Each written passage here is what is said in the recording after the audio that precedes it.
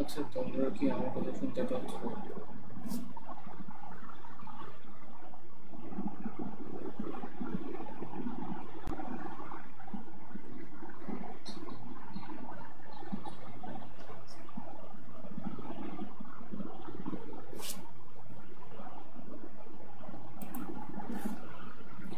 হ্যাঁ, ওয়ালাইকুম আসসালাম। আচ্ছা, আমার কথা কি শোনা যাচ্ছে? একটু ক্লিয়ার করো তো সাফিয়া।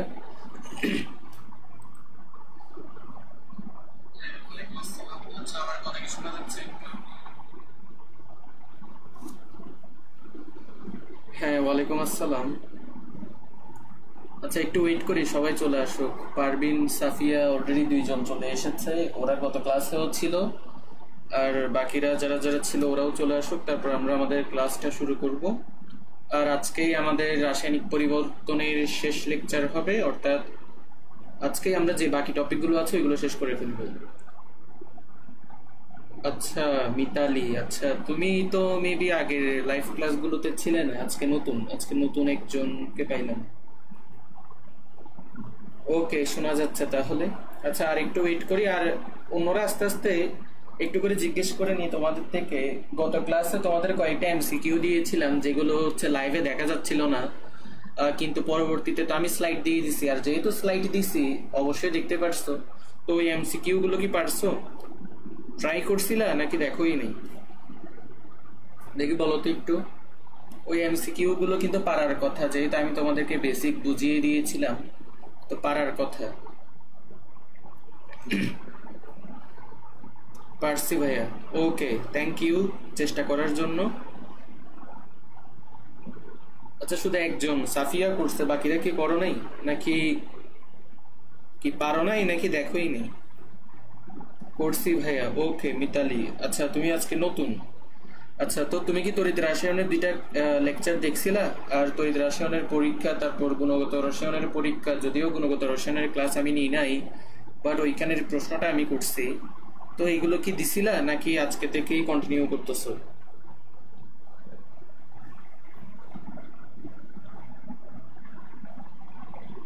আমরা বরাবর 7টা বাজে শুরু করব। আশা করি কয়েকজনকে পাবো, দেখি কয়জন থাকে। আজকে বেশিক্ষণ হবে না, আশা করি 1 ঘন্টার মধ্যে শেষ হয়ে যাবে। আচ্ছা, সব ক্লাস করছে কিন্তু লাইভে করা হয় নাই। আচ্ছা, চেষ্টা করবা লাইভ ক্লাস করার জন্য, কারণ লাইভ ক্লাস করলে হচ্ছে যে, যেমন গতদিন মেবি পারবিন মনে হয়, হ্যাঁ ও একটা প্রশ্ন করছিল, ওইটার উত্তর পেলো। তো দেখা যায় যে কি, তোমরা যদি রেকর্ডেড ক্লাস করো তখন কোনো প্রশ্ন মাথায় আসলে মানে দেখা যায় যে ওইটা করার আর সুযোগ থাকে না, কিন্তু লাইভ ক্লাসে তোমরা সরাসরি প্রশ্নটা করলে আমিও সরাসরি উত্তর দিতে পারলাম।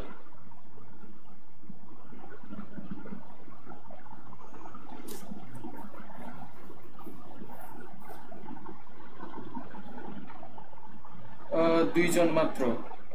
2জন তো থাকার কথা না, 3জন থাকার কথা। সাফিয়া, পারবিন আর মিতালি যদি 3জন হয় তাহলে তো 3জন থাকার কথা, বাকি একজন গেল কই? আচ্ছা, ও মেবি 7টা বাজে আসবে। আচ্ছা, 5জন হয়ে গিয়েছে। আচ্ছা, দেখি তো 5জন কারা কারা আছো দেখি। অলরেডি 3জন তো আছো তো জানি, বাকি 2জন কে কে দেখি। নতুন নাকি আগের গুলো দেখি। আচ্ছা এখানে কিছু লেখালেখি করি, দেখো তো ঠিক মতো দেখা যাচ্ছে কিনা।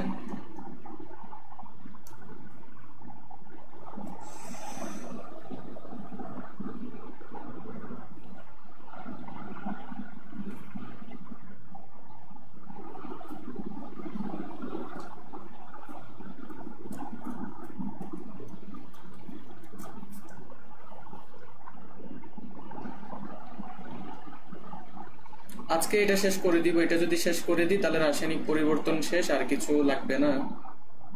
এরপরে তো অবশ্যই তোমাদের কি কি লাগবে এগুলো আমি বলে দিব, তড়িৎ রসায়নে যেমন শেষের দিকে বলে দিয়েছিলাম কি কি করা লাগবে, এখানেও বলে দিব।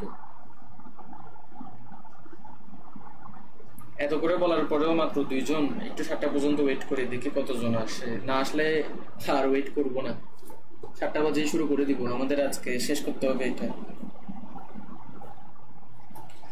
আচ্ছা প্রিভিয়াস যে 2টা ক্লাস নিছি আমি, আচ্ছা আজকের যে এটা একটু করে বলে, আজকে লেকচার 3 হবে, কারণ তোমাদের রাসায়নিক পরিবর্তনের যে রুটিনটা, ক্লাস রুটিনে তো রাসায়নিক পরিবর্তনের 3টা লেকচার ছিল, তাই এই লেকচার নাম্বার 3 হবে। এবং তোমাদেরকে একটু করে দেখাই দিই, নাইলে আবার পরবর্তীতে খুঁজে পাবা না। আচ্ছা আমি তো এখানে লাইভে আছি, দেখাতে পারতেছি না। তোমরা গ্রুপে যাবা, গ্রুপে গেলে হচ্ছে যে শোনো, গ্রুপে যাওয়ার পর ওইখানে দেখবা আমি হচ্ছে একটা পোস্ট দিব, ওইখানে রাসায়নিক পরিবর্তন লেকচার 3 এর পার্ট 1, পার্ট 2, পার্ট 3, 3টা পার্ট অলরেডি আমি লিঙ্ক দিয়েছি, সাথে স্লাইডও দিছি। তো এই ক্লাসটা শেষ হওয়ার পর এই ক্লাসের লিঙ্কটা হচ্ছে যে কি আমি ওইখানে পার্ট 4 হিসেবে দিয়ে দিব, আর এটা স্লাইড হচ্ছে তোমার পার্ট 4 হিসেবে পেয়ে যাবে আর কি। আপনার ক্লাস ইয়ারফোন দিয়ে শোনা যায় না কেন? এটা তো কি বলবো, ইয়ারফোন দিয়ে তো শোনা যাওয়ার কথা, তাহলে হয়তো তোমারই ইয়ারফোনে প্রবলেম আছে, আর নয়তো সিস্টেমে কোনো সমস্যা আছে। কি তুমি কি ল্যাপটপ থেকে ক্লাস করতেছো নাকি অ্যান্ড্রয়েড থেকে? যদি ল্যাপটপ থেকে করো তাহলে তোমার ড্রাইভার সেটিংসে গিয়ে দেখো ড্রাইভার সবকিছু ঠিকঠাক আছে কিনা, আর অ্যান্ড্রয়েড থেকে করলে তো ওইখানে তো আর কিছু করার দরকার নেই, ওইখানে তো শোনা যাওয়ার কথা। আচ্ছা দেখি আরেকবারের মধ্যে একটু সবাই ক্লিয়ার করে শুরু করবো, 7টা বেজে গেছে, আর ওয়েট করবো না। দেখি বলো তো সবাই, মানে যারা যারা আছো শোনা যাচ্ছে কিনা একটু কনফার্ম করো। একজন বললে হবে, মাত্র তো 2 জনে না আছে, 3 জন। দেখি বলো তো, শুরু করে দিব আমরা।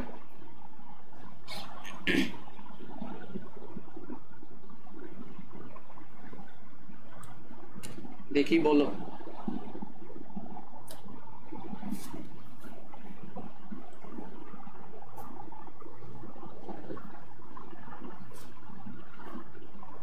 শুরু করেন ভাই। হ্যাঁ শুরু করে দিই, আর ওয়েট করবো না, যাদের আসার তারা এসে যাবে, সমস্যা নেই।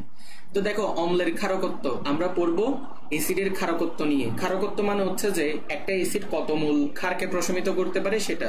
আর ক্লাস শুরু করার আগে আরেকটা কথা বলে রাখি, যে টপিক আমি পড়াবো সেই টপিকে যদি তোমাদের কোনো প্রশ্ন থাকে অবশ্যই সেটা কমেন্ট করবা, আর ওইটার অ্যান্সার পেয়ে যাবা, সমস্যা নেই।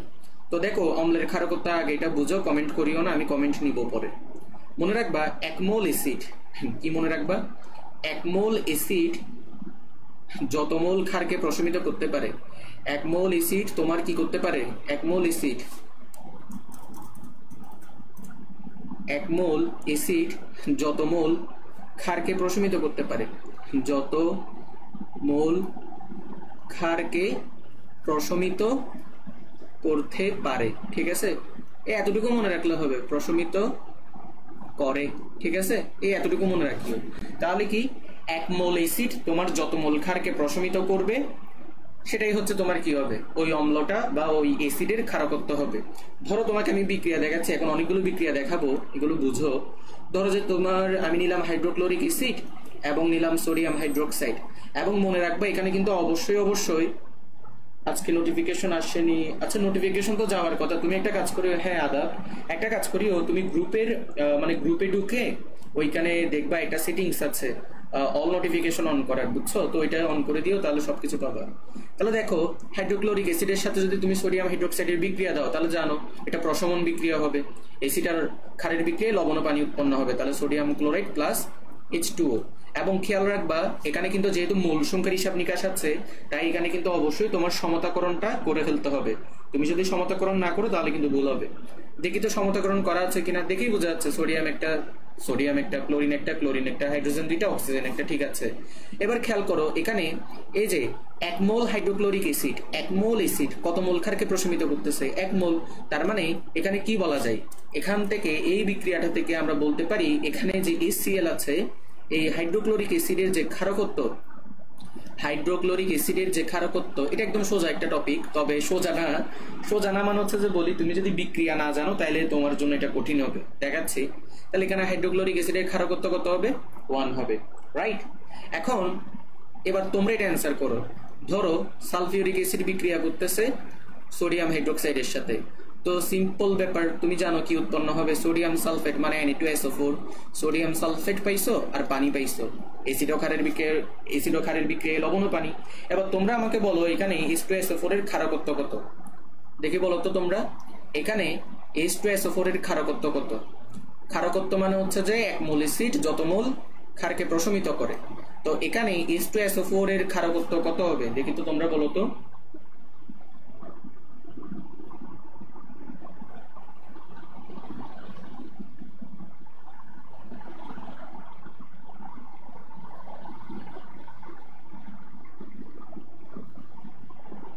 দেখি অ্যান্সার করো। H2SO4 সালফিউরিক অ্যাসিড এর ক্ষারকত্ব কত হবে? 2 হবে, ভেরি গুড। আচ্ছা তাসনিয়া, রিয়া, পারভিন আর তারপর বাকিরা 2 হবে। কেন 2 হবে? তোমাকে আগেই বলছি যেহেতু এখানে মূল সংখ্যার হিসাব নিকাশ আছে তাহলে অবশ্যই বুঝতেছো এখানে সমতাকরণ করা লাগবে, না হলে তো বুঝবে না। সোডিয়াম 2টা আছে, তার মানে তোমার থেকে বুঝে নিতে হবে এখানে 2 দিতে হবে, তাহলে 2টা সোডিয়াম হয়ে গেল। 2টা সোডিয়াম হওয়ার পর সালফেট একটা, হাইড্রোজেন কয়টা? 4টা। তাহলে হাইড্রোজেন যেহেতু 4টা, তোমার থেকে এই পাশে 2 দিয়ে গুণ করে দিতে হবে, তাহলে হাইড্রোজেন 4টা। আর অক্সিজেন এবার কয়টা হলো? ডান পাশে দেখো, এখানে 4টা অক্সিজেন, এখানে 4টা অক্সিজেন, সরি 2টা অক্সিজেন, তাহলে টোটাল কয়টা? 6টা অক্সিজেন। আর যদি তুমি এই পাশে দেখো, বাম পাশেও তোমার 4টা অক্সিজেন আর 2টা অক্সিজেন মিলে 6টা অক্সিজেন, সবকিছু ঠিকঠাক আছে। তাহলে H2SO4 এর ক্ষারকত্ব হচ্ছে 2। আচ্ছা এবার একটা বিক্রিয়া দেখি। ধরো যে তোমার কার্বন ডাইঅক্সাইড তুমি নিছো, কার্বন ডাইঅক্সাইডের সাথে তুমি এবার সোডিয়াম হাইড্রোক্সাইডের বিক্রিয়া দিচ্ছ। তো এখন তোমার মনে প্রশ্ন হইতে পারে, ভাই আপনি যে কার্বন ডাইঅক্সাইড নিলেন আপনি তো পড়াচ্ছেন অম্লের ক্ষারকত্ব, মানে অ্যাসিড যত মোল ক্ষারকে প্রশমিত করতে পারবে, তো কার্বন ডাইঅক্সাইড কেন নিলেন? মনে রাখবা এই যে তোমার কার্বন ডাইঅক্সাইড আছে, এই যে কার্বন ডাইঅক্সাইড আছে, এটা হচ্ছে যে অম্লধর্মী। এটা কি ধর্মী? এটা হচ্ছে যে অম্লধর্মী। মানে কার্বন ডাইঅক্সাইড কি ধর্মী? অম্লধর্মী। পরীক্ষায় যদি প্রশ্ন আসে নিচের কোনটা অম্লধর্মী অক্সাইড, কি বলবা? Carbon dioxide. এটার ব্যাখ্যা যদি দিই, কার্বন ডাইঅক্সাইডের সাথে তুমি এখন পানি যুক্ত করো, দেখবে যে এখান থেকে তুমি কি পাবা? H2CO3। বুঝাতে পারছি? সমতাকরণ এখানে করাই আছে। তাহলে যেহেতু তুমি কার্বন ডাইঅক্সাইডের সাথে পানি যুক্ত করে কার্বনিক অ্যাসিড অর্থাৎ H2CO3 পাচ্ছ, তাই এটা হচ্ছে তোমার অম্লধর্মী অক্সাইড। তাহলে এখানে কার্বন ডাইঅক্সাইড মূলত অ্যাসিড হিসেবে কাজ করতেছে। তাহলে এখান থেকে কি পাবা তুমি? এখান থেকে পাবা Na2CO3 মানে সোডিয়াম কার্বনেট, আর পাবা কি? পানি পাবা, রাইট? এটা একটু করে মনে রাখবা। তাহলে এবার বলো, সোডিয়াম 2টা, তাহলে এখানে তো অবশ্যই 2 দিতে হবে, 2 দাও। তো 2টা সোডিয়াম হলো কার্বনেট। দেখো ডান পাশে তোমার কার্বন একটা, বাম পাশেও কার্বন একটা। ডান পাশে অক্সিজেন তোমার 4টা, বাম পাশে অক্সিজেন কয়টা? বাম পাশেও 4টা। তো সবই তো ঠিক আছে, আর কিছু করা লাগবে না। এখানে হাইড্রোজেনও 2টা আছে, ঠিক আছে। তাহলে এখান থেকে কি বলতে পারি আমরা? কার্বন ডাইঅক্সাইড যেটা আছে, এই যে কার্বন ডাইঅক্সাইড, বুঝাতে কি পারছি? কার্বন ডাইঅক্সাইডের ক্ষারকত্ব কত? একদম সোজা টপিক এটা, কিন্তু এই সোজা টপিকটাকে তোমাদের সামনে একটু কঠিন বানাই দিই আমি। ঠিক আছে, চলো একটু করে কঠিন বানাই। এই 3টে বিক্রিয়াতে একদম ইজি ছিল, এগুলো নিয়ে আশা করি কারো মনে কোনো প্রশ্ন নাই। এবার যে 3টা বিক্রিয়া দেখবো আমরা, এগুলো অনেক ইম্পর্টেন্ট। এই 3টা বিক্রিয়া একটু মনে রাখবা, দেখবা যে এগুলোই পরীক্ষাতে আসবে। দেখো এই 3টা বিক্রিয়া তোমরা পারবা না, আমি দেখাই দিচ্ছি। দেখো মনে রাখবা 3টা বিক্রিয়া। আগে তুমি H3PO4 নাও। H3PO4 এর নাম কি বলতে পারবা কেউ? দেখি তো বলো তো H3PO4 এর নাম কি? এখন ধরো যে তুমি এটার সাথে সোডিয়াম হাইড্রোক্সাইডের বিক্রিয়া দিছো, মনে রাখবা H3PO4 এর সাথে যদি সোডিয়াম হাইড্রোক্সাইডের বিক্রিয়া দাও, তাহলে এখান থেকে তুমি কি পাবা? সোডিয়াম ফসফেট পাবা, মানে Na3PO4। তারপর তুমি কি পাবা? পানি পাবা, যেহেতু অ্যাসিড আর ক্ষারের বিক্রিয়া, লবণ ও পানি হবে। তাহলে এবার দেখি বলো, এখানে তো সোডিয়াম 3টা আছে, তাহলে তোমার এখানে 3 দিয়ে তোমার গুণ করা লাগবে। তাহলে সোডিয়াম 3টা হলো, ফসফেট একটা, এখানে ফসফেট একটা, হাইড্রোজেন হচ্ছে তোমার ওই পাশে 2টা, এই পাশে হাইড্রোজেন টোটাল 6টা। তাহলে এখানে তোমার কি করা লাগবে? এখানে তোমার 3 দিয়ে গুণ করে দিতে হবে। তাহলে তুমি যদি এখানে 3 দিয়ে গুণ করে দাও তাহলে তোমার এখন হাইড্রোজেনও 6টা হলো, আর অক্সিজেন তোমার 3 এ 4 এর 7, ওইখানেও 3 এ 4 এর 7। আশা করি সমতাকরণটা নিয়ে কারো কোনো সমস্যা নেই, আমি আর ডিটেলসে দেখাচ্ছি না। কিরে H3PO4 এর নাম কি কেউ পারবে না? লিখে রাখো H3PO4 এর নাম। H3PO4 এটার নাম হচ্ছে যে ফসফরিক অ্যাসিড, এটা তো পারার কথা ছিল। H3PO4 এর নাম কি? Phosphoric acid. এটা তো পারার কথা ছিল, এটা পারলা না কেন? এটা তো পারা উচিত। H3PO4 এর নাম কি? Phosphoric acid. তাহলে ফসফরিক অ্যাসিডের সাথে যখন তুমি সোডিয়াম হাইড্রোক্সাইডের বিক্রিয়া দিবা তোমার সোডিয়াম ফসফেট হবে, পানি হবে। তাহলে এবার বলো এই বিক্রিয়ার যে ক্ষারকত্ব, এই বিক্রিয়ার মানে এই বিক্রিয়াতে এই যে অ্যাসিডের H3PO4 এর মানে ফসফরিক অ্যাসিডের H3PO4 এর ক্ষারকত্ব কত? তুমি যদি এই বিক্রিয়া যদি না জানো তাহলে পরীক্ষায় যদি তোমাকে জিজ্ঞেস করে H3PO4 এর ক্ষারকত্ব কত, তাহলে কিন্তু কি পারবা না, ঠিক আছে? তো বিক্রিয়াটা জানতে হবে। তাহলে H3PO4 এর ক্ষারকত্ব কত? 3, যেহেতু সে 3 মোল ক্ষারকে প্রশমিত করতেছে। 7 জন আসছো, দেখি বলো তো এই বিক্রিয়াটা বুঝছো কিনা। এরপর দেখি কিরে কি আমার ভয়েস কি শোনা যাচ্ছে? দেখি একজন বলো তো বুঝছো কিনা। এখন ধরো তুমি H3PO3 নিছো, H3PO3 এর নাম কি কেউ বলতে পারবা? বুঝছি। আচ্ছা H3PO3 এই যে বুঝছি আমি, তোমরা হচ্ছে যে কি মানে জাস্ট বিক্রিয়া মুখস্থ করো তাই না? মানে যৌগের নাম না পড়েই বিক্রিয়া মুখস্থ করো, এটা কিন্তু করা যাবে না। বারবার বলে দিচ্ছি যৌগের নাম পাততে হবে। H3PO3 এর নাম হচ্ছে ফসফরাস অ্যাসিড। শুনো, একটা উপদেশ দিচ্ছি, সেটা হচ্ছে যে কখনোই যৌগের নাম না জেনে বিক্রিয়া মুখস্থ করতে যাবে না। বিক্রিয়া করার আগে ওই যৌগটা তুমি কি নিচ্ছ সেই যৌগটার নাম যেন তোমার জানা থাকে, এটা যেন মনে থাকে। তাহলে H3PO3 কি? Phosphorus acid. তাহলে তুমি যখন এই যে দেখো এই বিক্রিয়াটা যদি তুমি না জানো তাহলে এর ক্ষারকত্ব তুমি বের করতে পারবা না, এটা একটু জানা থাকতে হবে। ফসফরাস অ্যাসিডের সাথে যখন তুমি সোডিয়াম হাইড্রোক্সাইডের বিক্রিয়া দিবা, মনে রাখবা H3PO3 এর সাথে যখন তুমি সোডিয়াম হাইড্রোক্সাইডের বিক্রিয়া দিচ্ছ তোমার এখান থেকে Na2HPO3 নামক একটা যৌগ উৎপন্ন হবে, আর জানো পানি উৎপন্ন হয়। এখন Na2HPO3 এই যৌগটার নাম কি? এগুলো তোমাদের দেখো তোমাদের বইতে যেটা করছে বিক্রিয়া আছে কিন্তু যৌগগুলো কি সেটা হচ্ছে বলা নাই, যার কারণে দেখা যায় যে তোমরা অনেকেই হচ্ছে মুখস্থ করো না বুঝে। দেখো এটার নাম কি হবে? এক মিনিট, এটার যে নাম এগুলো লিখে দিচ্ছি, নোট করে ফেলবা। এটার নাম হচ্ছে তোমার, তবে ভাই অন্য কিছুর সাথে বিক্রিয়া করলে তখন পুরো বিক্রিয়া করে সমতা করে ক্ষারকত্ব বের করতে হবে। হ্যাঁ সমতা করতে হবে, তুমি যদি সমতাকরণ না করো তাহলে তো এখানে কত মোল হচ্ছে প্রশমিত হচ্ছে এটা তো জানতে পারবে না, এখানে হচ্ছে তোমার সমতাকরণ করা লাগবে। তাহলে দেখো Na2HPO3, তাহলে এটা কি হবে বলো তো? এটার নাম হচ্ছে সোডিয়াম ফসফাইড, ঠিক আছে? এটার নাম কি হবে? এটার নাম হচ্ছে যে সোডিয়াম ফসফাইড। এই নামগুলো একটু মনে রাখিও, কখন কোথায় লেগে যায় বলা যায় না। আচ্ছা তাসনিয়া রিয়া, কি তুমি তোমার প্রশ্নের উত্তর পাইছো? তাহলে এবার বলো, এখানেও তো সমতাকরণ করতে হবে, তাহলে এখানে তো 3 হবে যে বুঝতেছই, কারণ ডান পাশে তোমার 3টা সোডিয়াম আছে, তাহলে তুমি 3 দিলা। আর কি কি বাকি আছে একটু দেখো। আচ্ছা দাঁড়াও, ডান পাশে তো তোমার 2টাই না সোডিয়াম আছে, তাহলে ডান পাশে যেহেতু তোমার 2টা সোডিয়াম আছে তাহলে তোমার এখানে 2 দেওয়া লাগবে। এখন দাঁড়াও আমি লেজার নিই, খেয়াল করো এই পাশে 2টা সোডিয়াম, তাহলে তুমি 2 দিয়ে গুণ করলা, 2টা সোডিয়াম হলো HPO3। তাহলে এখান থেকে HPO3 নিলে এখানে হাইড্রোজেন 2টা আর এখানে 2টা 4টা। তাহলে একটা জিনিস লক্ষ্য করো, তোমার এই যে এখানে যেটা তুমি করলে আর কি, দেখো 2 মোল তুমি দিয়ে দিছো কিন্তু, তাহলে তোমার এখানে হাইড্রোজেন কয়টা হলো? হাইড্রোজেন কিন্তু তুমি যদি লক্ষ্য করো এখানে 2টা আবার এখানে 2টা হবে, যেহেতু তোমার HPO3 কাউন্ট করলে আরেকটা H থাকে, তাহলে টোটাল হচ্ছে তোমার কয়টা এখানে? তাহলে দেখো তোমার এখানে হচ্ছে টোটাল 2 2 4টা, তাহলে তোমার এখানে 2 দিয়ে গুণ করা লাগবে। তাহলে তোমার এখানে 2 দিয়ে গুণ করা লাগবে, তাহলে 2 দিয়ে গুণ করে দাও। এখন 2 দিয়ে গুণ করার কারণে তোমার কি সবকিছু ঠিকঠাক হয়ে গেল, ঠিক আছে? তোমার আর এখানে সমতাকরণ আর করা লাগবে না, সমতাকরণ হয়ে গিয়েছে। তাহলে এবার বলো H3PO3 এর মানে ফসফরাস অ্যাসিডের ক্ষারকত্ব কত? H3PO3 এর ক্ষারকত্ব কত? তাহলে H3PO3 এর ক্ষারকত্ব হচ্ছে 2, ঠিক আছে? এইগুলো একটু মনে রাখবা। এরপরে লাস্ট একটা বিক্রিয়া দিয়ে এই টপিক শেষ করব। এবার আমরা নিব যে H3PO2, এই যৌগটার নাম কি? এই যৌগটার নাম হচ্ছে যে তোমার হাইপোফসফরাস অ্যাসিড। এটা লিখে দিচ্ছি, যেগুলো লিখে দিচ্ছি এগুলো নোট করে ফেলবা। এই যে দেখো এই যে যৌগটা, এটার নাম কি বলতো?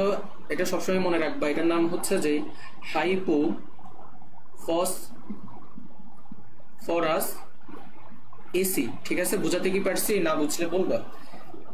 তাহলে দেখো হাইপোফসফরাস অ্যাসিড, এখন এটার সাথে যখন তুমি সোডিয়াম হাইড্রোক্সাইডের বিক্রিয়া দিবা, সোডিয়াম হাইড্রোক্সাইডই নিবা এমন কোনো কথা নাই, তুমি চাইলে এখানে অন্য কিছুও নিতে পারো।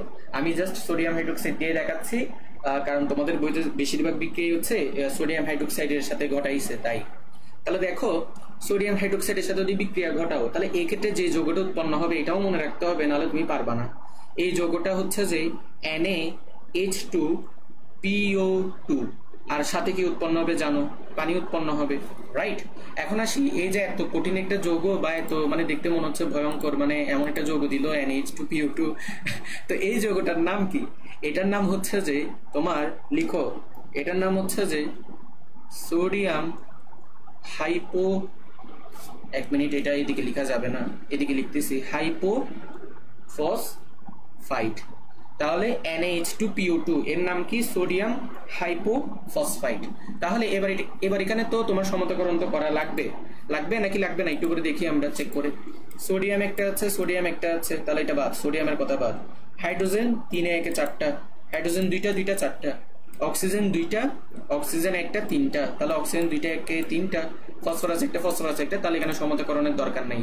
যেহেতু সমতাকরণের দরকার নাই, তাহলে বিক্রিয়া দেখেই বলো H3PO2 এর তোমার যে ক্ষারকত্ব সেটা, হ্যাঁ ভেরি গুড, পারবিন অ্যান্সার দিয়ে দিছে। H3PO, দাঁড়াও আমি কালার চেঞ্জ করি।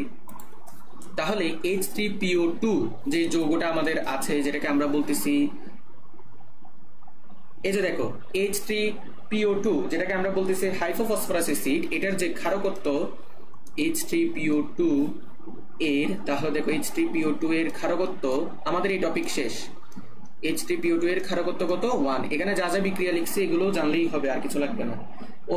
ওকে, তাহলে আমাদের এই টপিকটা ভালো মতো শেষ হলো, এখান থেকে আমাদের আর কোনো কিছু জানা লাগবে না।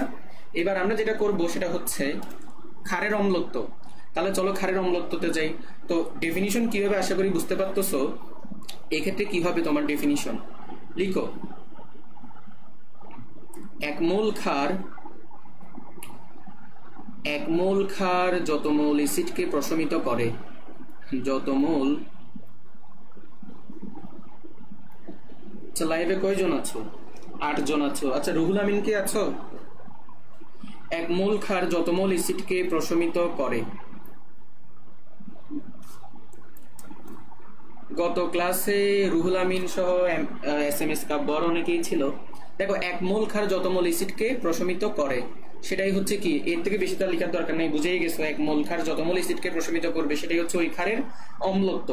এবার আমরা এখান থেকে দুইটা বিক্রিয়া দেখবো, দেখো বেসিক্যালি অ্যাসিডেরটা হচ্ছে ইম্পর্টেন্ট, ক্ষারেরটা তেমন একটা ইম্পর্টেন্ট না। দেখো ধরো যে আমি সোডিয়াম হাইড্রোক্সাইড নিয়েছি, এর সাথে হচ্ছে ধরো তুমি হাইড্রোক্লোরিক অ্যাসিডের বিক্রিয়া দিলা, তো জানোই এখানে কি উৎপন্ন হবে তোমার সোডিয়াম ক্লোরাইড, আর উৎপন্ন হবে তোমার পানি। তো এখানে তো সমতাকরণের দরকার নেই, অলরেডি এখানে ঠিক আছে সবকিছু। তাহলে এখানে এক মোল সোডিয়াম হাইড্রোক্সাইড এক মোল হাইড্রোক্লোরিক অ্যাসিডকে প্রশমিত করতেছে। তাহলে আমি বলতে পারি সোডিয়াম হাইড্রোক্সাইডের যে অম্লত্ব মানে অম্লকে প্রশমিত করার ক্ষমতা কত? 1, অর্থাৎ সে এক মোল অ্যাসিডকে প্রশমিত করতে পারে। আরেকটা বিক্রিয়া যদি আমি বলি, ধরো যে অ্যালুমিনিয়াম হাইড্রোক্সাইড নিলাম, এখন অ্যালুমিনিয়াম হাইড্রোক্সাইডের সাথে ধরো হাইড্রোক্লোরিক অ্যাসিডের বিক্রিয়া দিই, তাহলে কি উৎপন্ন হবে বলতো? এখান থেকে উৎপন্ন হবে অ্যালুমিনিয়াম ক্লোরাইড। তাহলে অ্যালুমিনিয়াম ক্লোরাইড উৎপন্ন হবে, দেন হচ্ছে যে আমাদের পানি উৎপন্ন হবে, রাইট? এখন দেখেই বোঝা যাচ্ছে এখানে সমতাকরণ করতে হবে, কারণ ডান পাশে তোমার ক্লোরিন আছে 3টা, তাহলে এখানে 3 দিয়ে গুণ করো। তাহলে 3 দিয়ে গুণ করার কারণে ক্লোরিন হয়ে গেল 3টা, অ্যালুমিনিয়ামটা একটা, ঠিক আছে। হাইড্রোজেন আবার 3টা, আবার এখানে 3টা 6টা, তাহলে এখানে 3 দিয়ে গুণ করো, আর অক্সিজেন 3টা হয়ে গেল। তাহলে এই বিক্রিয়া দেখে আমি বলতে পারতেছি অ্যালুমিনিয়াম হাইড্রোক্সাইডে যেটা আছে, অ্যালুমিনিয়াম হাইড্রোক্সাইডের অম্লত্ব হচ্ছে কত? অম্লত্ব হচ্ছে তোমার 3। ওকে, আমাদের এই টপিকটাও শেষ। দেখি বলো বুঝছো কিনা সবাই? হ্যাঁ ভেরি গুড, তাসনিয়া আঞ্জুম এসে গেছে, পারভিন 3, এই তো সবাই অ্যান্সার দিচ্ছে। এবং এর মাধ্যমে আমরা আমাদের 2টা টপিক শেষ করলাম আজকের। পরবর্তী টপিকে আমরা প্রসিড করি। পরবর্তী টপিক হচ্ছে আমাদের পিএইচ আর পিওএইচ। এটা শুরু করার আগে, আচ্ছা ত্রিবেণীও এসে গেছে, ওকে 3। আচ্ছা, পিএইচ আর পিওএইচ শুরু করার আগে কয়েকটা কথা বলি। প্রথমত দেখো, পিএইচ আর পিওএইচ এই টপিকটা অনেক ইম্পর্টেন্ট, তবে দেখা যায় ভার্সিটি অ্যাডমিশন টেস্টে তোমার ক্যালকুলেটর অ্যালাউ না করার কারণে দেখা যায় যে এত ডিফিকাল্ট ম্যাথ এখান থেকে আসে না। জাস্ট দেখা যায় যে তোমার কিছু শর্টকাট জানলেই তোমার হচ্ছে যে কি এখান থেকে আসা ম্যাথগুলো করা যায়। তো আমরা জাস্ট সেগুলোই করব, বাট সেগুলো করার আগে আমরা বেসিকটা স্ট্রং করব। কেন? কারণ তুমি চিন্তা করো, তুমি যদি বেসিকটা যদি ভালো মতো বুঝো, তাহলে পরীক্ষাতে যদি তোমার ক্যালকুলেটর, যেমন চিটাগং ইউনিভার্সিটিতে তোমার ক্যালকুলেটর অ্যালাউ করে, বাকিগুলোতে করে না, তাহলে তোমার ওই ক্ষেত্রে তুমি যদি বেসিক জানো তাহলে ইজি একটা ব্যাপার। তোমার থেকে তো তখন ক্যালকুলেটর থাকবে, তখন তুমি ক্যালকুলেটর দিয়ে সরাসরি পিএইচ আর পিওএইচ বের করে ফেলতে পারবা। তাহলে আমি জাস্ট তোমাদেরকে এখানে আগে বেসিকটা ভালো মতো বুঝিয়ে দিব, দেন হচ্ছে কয়েকটা এমনিতে এমসিকিউ করাবো, যেগুলো হচ্ছে যে হাতে হাতে করা যায়, মানে ক্যালকুলেটর লাগে না। ঠিক আছে? তাহলে পিএইচ আর পিওএইচ এখান থেকে তোমরা কি মনে রাখবা? যা যা লিখতেছি এগুলোই মনে রাখবা। অলরেডি তোমরা কিন্তু জানো পিএইচ মানে কি। পিএইচ মানে হচ্ছে যে মাইনাস লগ অফ হাইড্রোজেন আয়নের ঘনমাত্রা, অর্থাৎ হাইড্রোজেন আয়নের ঘনমাত্রার লগারিদমের ঋণাত্মক মান। এটাকে তুমি অন্যভাবেও লিখতে পারো, মাইনাস লগ অফ হাইড্রোনিয়াম আয়নের ঘনমাত্রা H3O প্লাস। এখন তোমাদের মনে প্রশ্ন হইতে পারে, ভাই H প্লাস এর ঘনমাত্রা যে ওইটা তো জানি, হাইড্রোনিয়াম আয়ন কোথা থেকে আসলো? এটা তোমাদেরকে পড়াবো যখন আমি পানির আয়নিক গুণফল পড়াবো। জাস্ট এতটুকু মনে রাখো, পানি যখন বিয়োজিত হয় তখন তুমি যেমন H প্লাস আয়ন পাও, ঠিক তেমনই কিও পেতে পারো, হাইড্রোনিয়াম আয়নও পেতে পারো, যদি তুমি 2 মোল পানির বিয়োজন ঘটাও আর কি। এটা একটু পরে দেখাবো, আপাতত একটু মনে রাখো। এরপরে হচ্ছে যে তোমরা কিন্তু অলরেডি এটাও জানো, পিওএইচ। পিওএইচ মানে কত? মাইনাস লগ অফ হাইড্রোক্সাইড আয়নের ঘনমাত্রা। এটাও তোমরা জানো, আমি জানি, এগুলো সব জানো, জাস্ট আমি এখানে লিখে দিচ্ছি নোট করার জন্য। তারপর তোমরা এটাও জানো, পিএইচ আর পিওএইচ কে যদি তুমি যোগ করো তাহলে তুমি টোটাল পাবা কত? 14। এগুলো একটু মনে রাখবা। এরপর আরো এই যে দেখো, এই তিনটা তুমি মনে রাখবা। এখন যেগুলো লিখবো সেগুলো সত্যি বলতে হচ্ছে যে কি তোমার মনে রাখা লাগবে বলতে তোমার তেমন একটা আসে না, তাও মনে রাখিও, যদি এসে যায় তাহলে তো কিছু করার নেই। পরীক্ষাতে তোমাকে জিজ্ঞেস করবে পিএইচ যদি এত হয় তাহলে হাইড্রোজেন আয়নের ঘনমাত্রা বের করো। এখন তোমার হাইড্রোজেন আয়নের ঘনমাত্রা দেওয়া থাকলে তুমি তো জানো মাইনাস লগ অফ হাইড্রোজেন আয়নের ঘনমাত্রা বা মাইনাস লগ অফ হাইড্রোক্সাইড আয়নের ঘনমাত্রা, এটা দিয়ে তুমি পিএইচ পিওএইচ বের করতে পারো। কিন্তু তোমাকে যদি উল্টা বলে, তোমাকে যদি পিএইচ আর পিওএইচ দিয়ে দেয়, তাহলে তুমি তখন ঘনমাত্রা কিভাবে বের করবা? সেক্ষেত্রে তোমার অ্যান্টি লক করা লাগবে। ধরো যে তোমাকে পিএইচ বলে দিল, বললো যে হাইড্রোজেন আয়নের ঘনমাত্রা বের করো। 1 মিনিট। ধরো যে তোমাকে পিএইচ বলে বললো যে কি হাইড্রোজেন আয়নের ঘনমাত্রা বের করে দাও, অথবা তোমাকে বলতে পারে হাইড্রোনিয়াম আয়নের ঘনমাত্রা বের করে দাও। তো সেই ক্ষেত্রে তুমি কি করবা? সেই ক্ষেত্রে তুমি যেটা করবা সেটা হচ্ছে যে অ্যান্টি লক, মানে 10 two the power minus pH. বুঝাতে কি পারছি? অর্থাৎ তোমাকে যে পিএইচ এর ভ্যালুটা দিছে তুমি 10 টু দি পাওয়ার মাইনাস সেটা করে দিবা। একইভাবে তোমাকে যদি বলে ওএইচ আয়নের ঘনমাত্রা বের করো, simple 10 two the power minus pOH. বুঝাতে কি পারছি? এগুলো জাস্ট একটু মনে রাখিও। তাহলে এগুলো হচ্ছে তোমার কি মনে রাখা লাগবে। এখন আরেকটা জিনিস মনে রাখতে হবে, সেটা হচ্ছে যে আচ্ছা খেয়াল করো একটা জিনিস তোমার, আচ্ছা দেখি তো বলো তো, পিএইচ এর সাথে হাইড্রোজেন আয়নের যে সম্পর্ক, এই যে তোমার হাইড্রোজেন আয়নের যে সম্পর্ক, ঠিক আছে, এটা কি সমানুপাতিক নাকি পিএইচ এর সাথে হাইড্রোজেন আয়নের সম্পর্ক ব্যস্তানুপাতিক? বলো তো, মানে ঘনমাত্রা আর কি, অর্থাৎ পিএইচ এর সাথে হাইড্রোজেন আয়নের ঘনমাত্রার সম্পর্ক এটা কি সমানুপাতিক নাকি ব্যস্তানুপাতিক? এখানে 1 আর 2 নাম্বার থেকে কোনটা কারেক্ট হবে দেখি বলো তো। যদি 1 কারেক্ট হয় 1 লিখবা, 2 কারেক্ট হলে 2 লিখবা। আশা করি এটা তোমাদের জানা আছে, তাই এটা ডিটেলসে বুঝাবো না, আমরা অন্য টপিক করবো। দেখে আগে বলো তো এটা কোনটা হবে, 1 নাম্বারটা কারেক্ট নাকি 2 নাম্বারটা কারেক্ট? পিএইচ এর সাথে হাইড্রোজেন আয়নের ঘনমাত্রার সম্পর্ক কি রকম, 1 নাকি 2?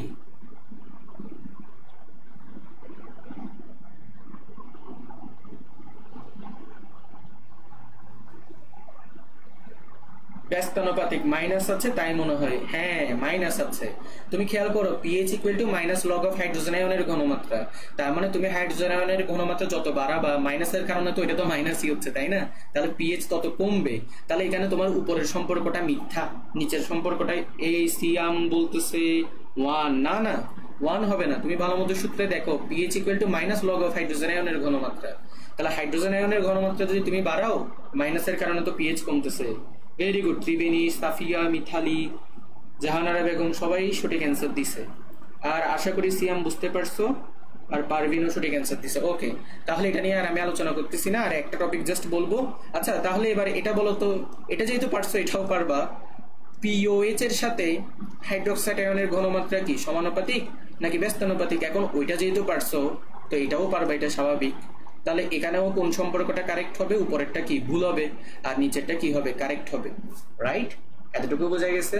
তাহলে এতটুকু যদি বুঝে থাকো তাহলে এবার এই টপিকগুলো মানে এই কথাগুলো একটু মনে রাখবা এখানে যা যা লিখতেছি। দেখো, পিএইচ পিএইচ হচ্ছে যে তোমার যত বেশি হবে, পিএইচ যত বেশি তোমার এইচ প্লাস আয়নের ঘনমাত্রা কি হবে? তত কম হবে। এখন চিন্তা করো, এইচ প্লাস আয়নের ঘনমাত্রা কম হওয়া মানে কি? তুমি দ্রবণে এইচ প্লাস কম পাচ্ছ, তার মানে তোমার সেটা হচ্ছে যে দুর্বল অ্যাসিড, কারণ সেটা কম পরিমাণে বিয়োজিত হচ্ছে। কম পরিমাণে বিয়োজিত হচ্ছে বলেই তো তুমি এইচ প্লাস কম পাচ্ছ, রাইট? ধরো যে তোমার পিএইচ এর মান অনেক কম, তাহলে তোমার হাইড্রোজেন আয়নের ঘনমাত্রা কি হবে? বেড়ে যাবে। আর হাইড্রোজেন আয়নের ঘনমাত্রা কখন বাড়ে? যখন দ্রবণ অনেক হাইড্রোজেন আয়ন পাই, তার মানে সেটা বেশি পরিমাণে বিয়োজিত হয়েছে, তার মানে সেটা হচ্ছে যে তোমার তীব্র অ্যাসিড।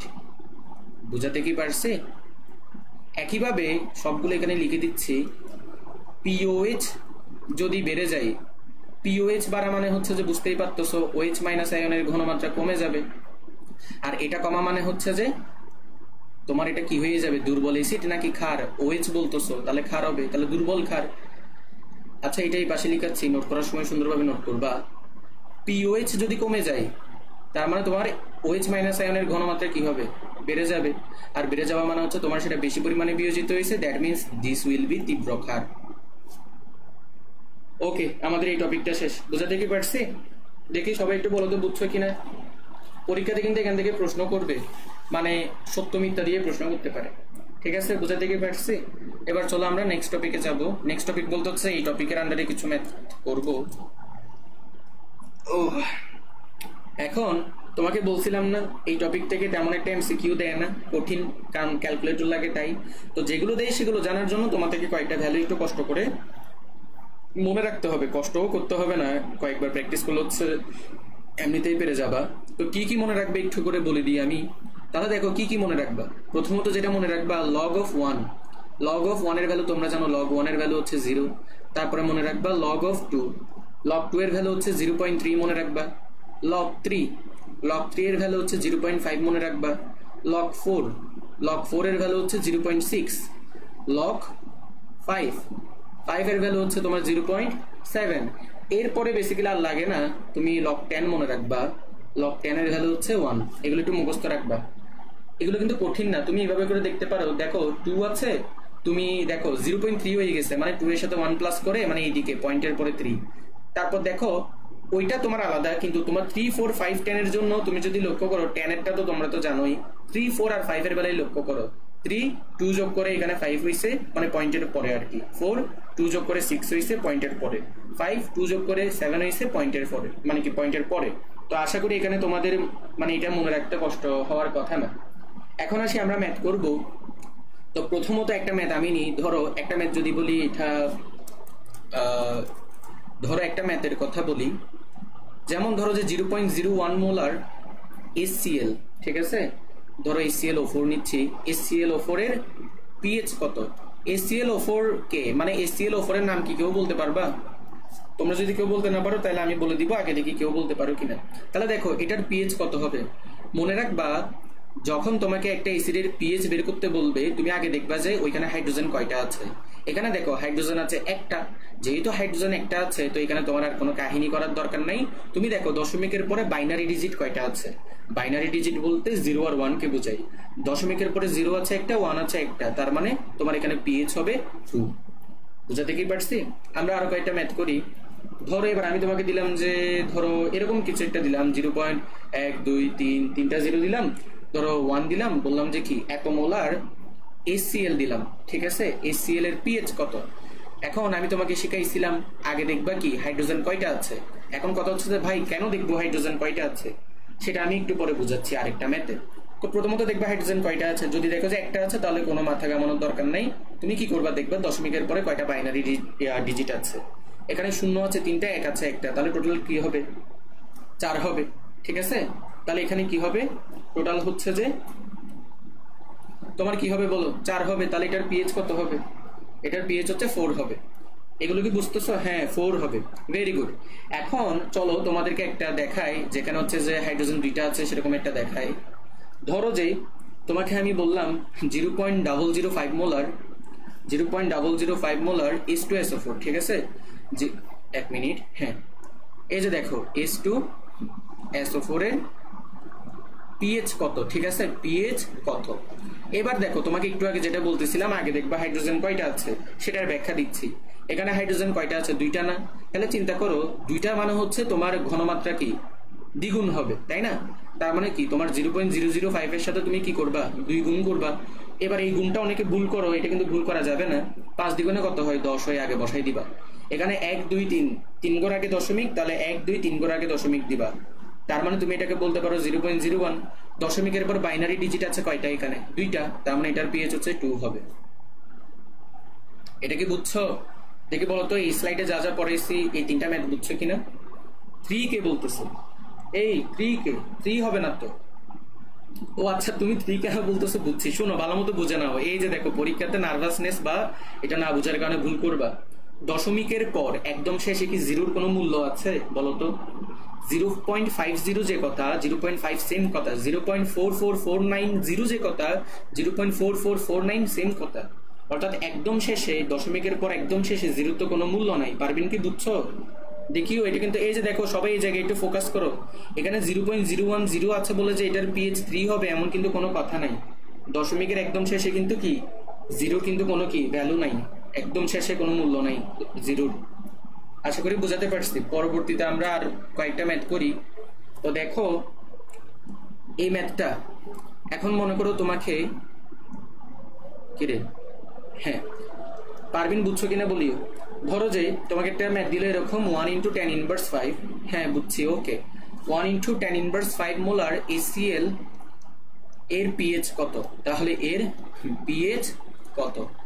এখন এখন কি করবা এটা, ঠিক আছে? এটা কি করবা? এখন তুমি একটা জিনিস লক্ষ্য করো, এটা করার আসলে 2 রকম নিয়ম আছে। তোমাকে 2 রকম নিয়মই দেখাই দিব। তো একটা নিয়ম হচ্ছে যে তুমি চিন্তা করো, যেটা করবা সেটা হচ্ছে যে এখানে দেখো 10 এর উপর যে পাওয়ারটা আছে মাইনাস আকারে আছে না? তুমি মাইনাস ছাড়া পাওয়ারটা নিবা, মানে 5 নিবা। এরপর মাইনাস করবা লগ অফ 10⁻⁵। এটা কার সাথে গুণ আছে? 1 এর সাথে না? তো লগ অফ 1 নিবা। তাহলে এবার দেখো 5 মাইনাস লগ 1 মানে হচ্ছে 0। তাহলে এটা 5।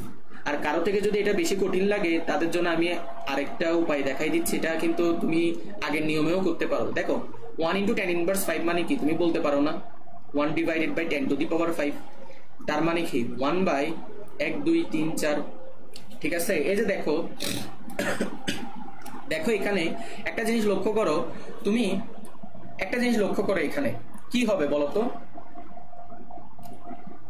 এই আমার কথা কি শোনা যাচ্ছে? সবাই একটু করে কনফার্ম করো তো।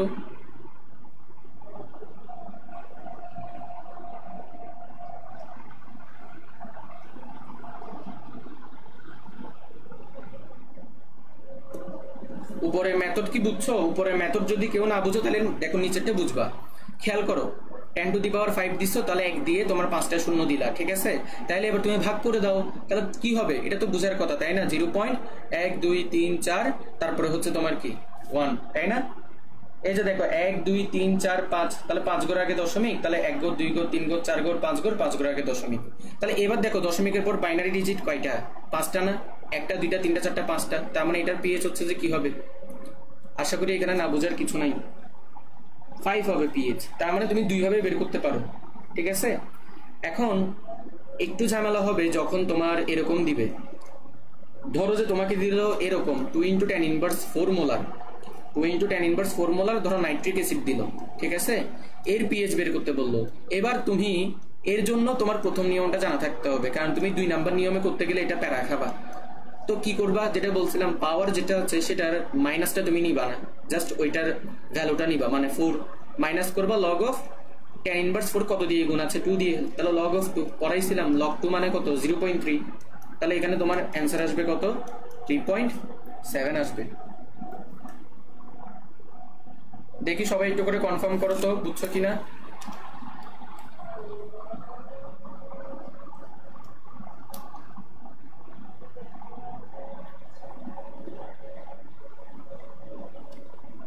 সবাই একটু কমেন্ট করো এতটুকু বুঝছো কিনা।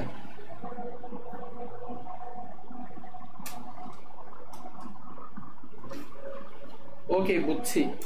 ঠিক আছে, তাহলে যদি বুঝে থাকো তাহলে এবার আমরা আরেকটা ম্যাথ করবো, ওইটা দিয়ে শেষ করি, কি বলো? এটা আর কন্টিনিউ করবো না, যেহেতু এখান থেকে তেমন একটা বেশি ম্যাথ আসে না। তাহলে 6 নাম্বারটা দেখো কি বললো তোমাকে, 0 পয়েন্ট, ধরো তোমাকে বললো 0.00। আচ্ছা, এটা আরেকটা ইয়াতে দেখাই, এখানে হিবিজিবি হয়ে যাচ্ছে বেশি, তাই না? এটা আরেকটা জায়গায় দেখাই। তাহলে দেখো ওইটা কত নাম্বার? হ্যাঁ 5 নাম্বার, এটা 6 নাম্বার। না বুঝলে প্লিজ কমেন্ট করিও, বলিও। ধরো যে তোমাকে এবার বললো 0.005 মোলার ক্যালসিয়াম হাইড্রোক্সাইড, ঠিক আছে? ক্যালসিয়াম হাইড্রোক্সাইডের পিএইচ কত, ঠিক আছে? এখন এটা দেখে আবার খুশি হয়ে যায়ও না। এখন অনেকে কি করবে বলি, এখানে অনেকে যেটা করবে, আচ্ছা তার আগে বলি, ক্যালসিয়াম হাইড্রোক্সাইড আছে, তাহলে দেখো ক্যালসিয়াম হাইড্রোক্সাইডের ওএইচ কয়টা? 2টা না? তার মানে এখানে 2 দিয়ে গুণ হবে, ঘনমাত্রা দ্বিগুণ হয়ে যাবে। তাহলে 2 দিয়ে যদি গুণ করো আগের মতোই, 5 দ্বিগুণ হচ্ছে 10 হবে, তার মানে 3 ঘর আগে দশমিক 1 2, 3 ঘর আগে দশমিক। এবার আগের মতো ওই ভুলটা করিও না, 0.01 হবে। তো এটা দেখে অনেকে মনে করবে যে ধুম করে অ্যান্সার দিবে, ভাই এখানে পিএইচ হচ্ছে যে 2। কেন 2? কারণ দেখেন এখানে দশমিকের পর 2 ঘর আছে, 2 ঘর থাকা মানে হচ্ছে যে 2টা বাইনারি ডিজিট যেহেতু আছে, তাহলে এখানে পিএইচ 2। এই জায়গায় গন্ডগোল। এটা করা যাবে না। তোমাকে যেটা দিছে সেটা কি এসিড নাকি ক্ষার? সেটা তো ক্ষার। তো এখানে পিএইচ আসবে না প্রথমে, এখানে যেটা আসবে সেটা হচ্ছে পিওএইচ। তাহলে পিওএইচ হচ্ছে আমাদের কত হবে? এখানে 2 হবে। আর পিএইচ হচ্ছে পড়াইছিলাম, pH plus pOH equal to 14। তাহলে pH equal to 14 minus pOH. তাহলে এবার বলো 14 থেকে হচ্ছে 2 মাইনাস করবা, এসে যাবে তোমার কত? 12। ভেরি গুড, 14 থেকে বাদ দিতে হবে। সাফিয়া অ্যান্সার করছে, পারবিন অ্যান্সার করছে, ত্রিবেণী অ্যান্সার করছে। Very good, very good. তাহলে আমাদের এই টপিকটা শেষ। পিএইচ আর পিওএইচ থেকে আর কোনো কিছু জানার দরকার নাই। কেন দরকার নাই? কারণ এখান থেকে আসবে না, কারণ তোমাদের ক্যালকুলেটর অ্যালাউ মানে কি করে না ভার্সিটিতে, যেহেতু করে না তাই আমাদের এখান থেকে আর ওই রকমের কোনো মানে জিনিস আর লাগবে না। বুঝাতে কি পারছি? দেখে বলো তো বুঝছো কিনা। বুঝলে এবার আমরা বাফার দ্রবণ থেকে পড়বো। এবং এখানেও বলে রাখি, বাফার দ্রবণ থেকে তেমন কিছু আসে না, জাস্ট যেটা জানতে চাই সেটা হচ্ছে যে কি নিচের কোনটি বাফার দ্রবণ, তারপর হচ্ছে তোমাকে বলবে বাফার দ্রবণের জন্য কোন সমীকরণ ব্যবহার করা হয়, অথবা নিচের কোনটি হেন্ডারসন হেসেলবাকের সঠিক সমীকরণ। তো আমাদের জাস্ট সমীকরণ জানতে হবে, আর বাফার দ্রবণ একটু কনসেপ্টটা ক্লিয়ার রাখতে হবে, কারণ এখান থেকে ম্যাথ আসে না, ঠিক আছে? কারণ ম্যাথ আসলে তো তোমার ক্যালকুলেটর লাগবে। বুঝতে কি পারছি? তো চলো মনে রাখবা, বাফার দ্রবণ হচ্ছে তোমার 2 প্রকার, অলরেডি তোমরা জানো, আমি জাস্ট একটু রিভিউ করি। একটা হচ্ছে অম্লীয় বাফার, আরেকটা হচ্ছে ক্ষারীয় বাফার। শর্টকাটে লিখতেছি অম্লীয় ক্ষারীয়। তাহলে বাফার দ্রবণ হচ্ছে 2 প্রকার, অম্লীয় আর ক্ষারীয়। অম্লীয় মানে কি? অম্লীয় মানে হচ্ছে দুর্বল অ্যাসিড ও তার লবণ। যেমন তোমাকে যদি আমি বলি CH3COOH, এটা কিন্তু হচ্ছে একটা দুর্বল অ্যাসিড, ইথানোয়িক অ্যাসিড, জানো কিন্তু, তাই না? ইথানোয়িক অ্যাসিড বা এসিটিক অ্যাসিড, এটা হচ্ছে দুর্বল অ্যাসিড। এখন এটার সাথে যদি তুমি এটা লবণকে যদি নাও, মানে CH3COONA, যেটাকে আমরা সোডিয়াম এসিটেট বলি, তাহলে সেটাকে আমরা বলবো অম্লীয় বাফার দ্রবণ। অর্থাৎ তুমি যদি কোনো একটা দুর্বল অ্যাসিড, এখানে লিখে দিচ্ছি দুর্বল অ্যাসিড প্লাস সেই অ্যাসিডের লবণ, তাহলে কোন একটা দুর্বল অ্যাসিড প্লাস তার লবণ যদি নাও, তাহলে সেটা হচ্ছে তোমার অম্লীয় বাফার দ্রবণ। তাহলে ক্ষারীয় বাফার দ্রবণ কি হবে? ধরো যে তুমি অ্যামোনিয়াম হাইড্রোক্সাইড নিছো, এগুলো তোমরা জানো তাই আমি একটু দ্রুত আগাচ্ছি, আর অ্যামোনিয়াম ক্লোরাইড নিছো, তাহলে দেখো তো অ্যামোনিয়াম হাইড্রোক্সাইড হচ্ছে তোমাদের ক্ষার, আর সেটা লবণ তুমি নিছো অ্যামোনিয়াম ক্লোরাইড। আর অ্যামোনিয়াম হাইড্রোক্সাইড তো তোমরা তো জানো এটা হচ্ছে একটা দুর্বল ক্ষার।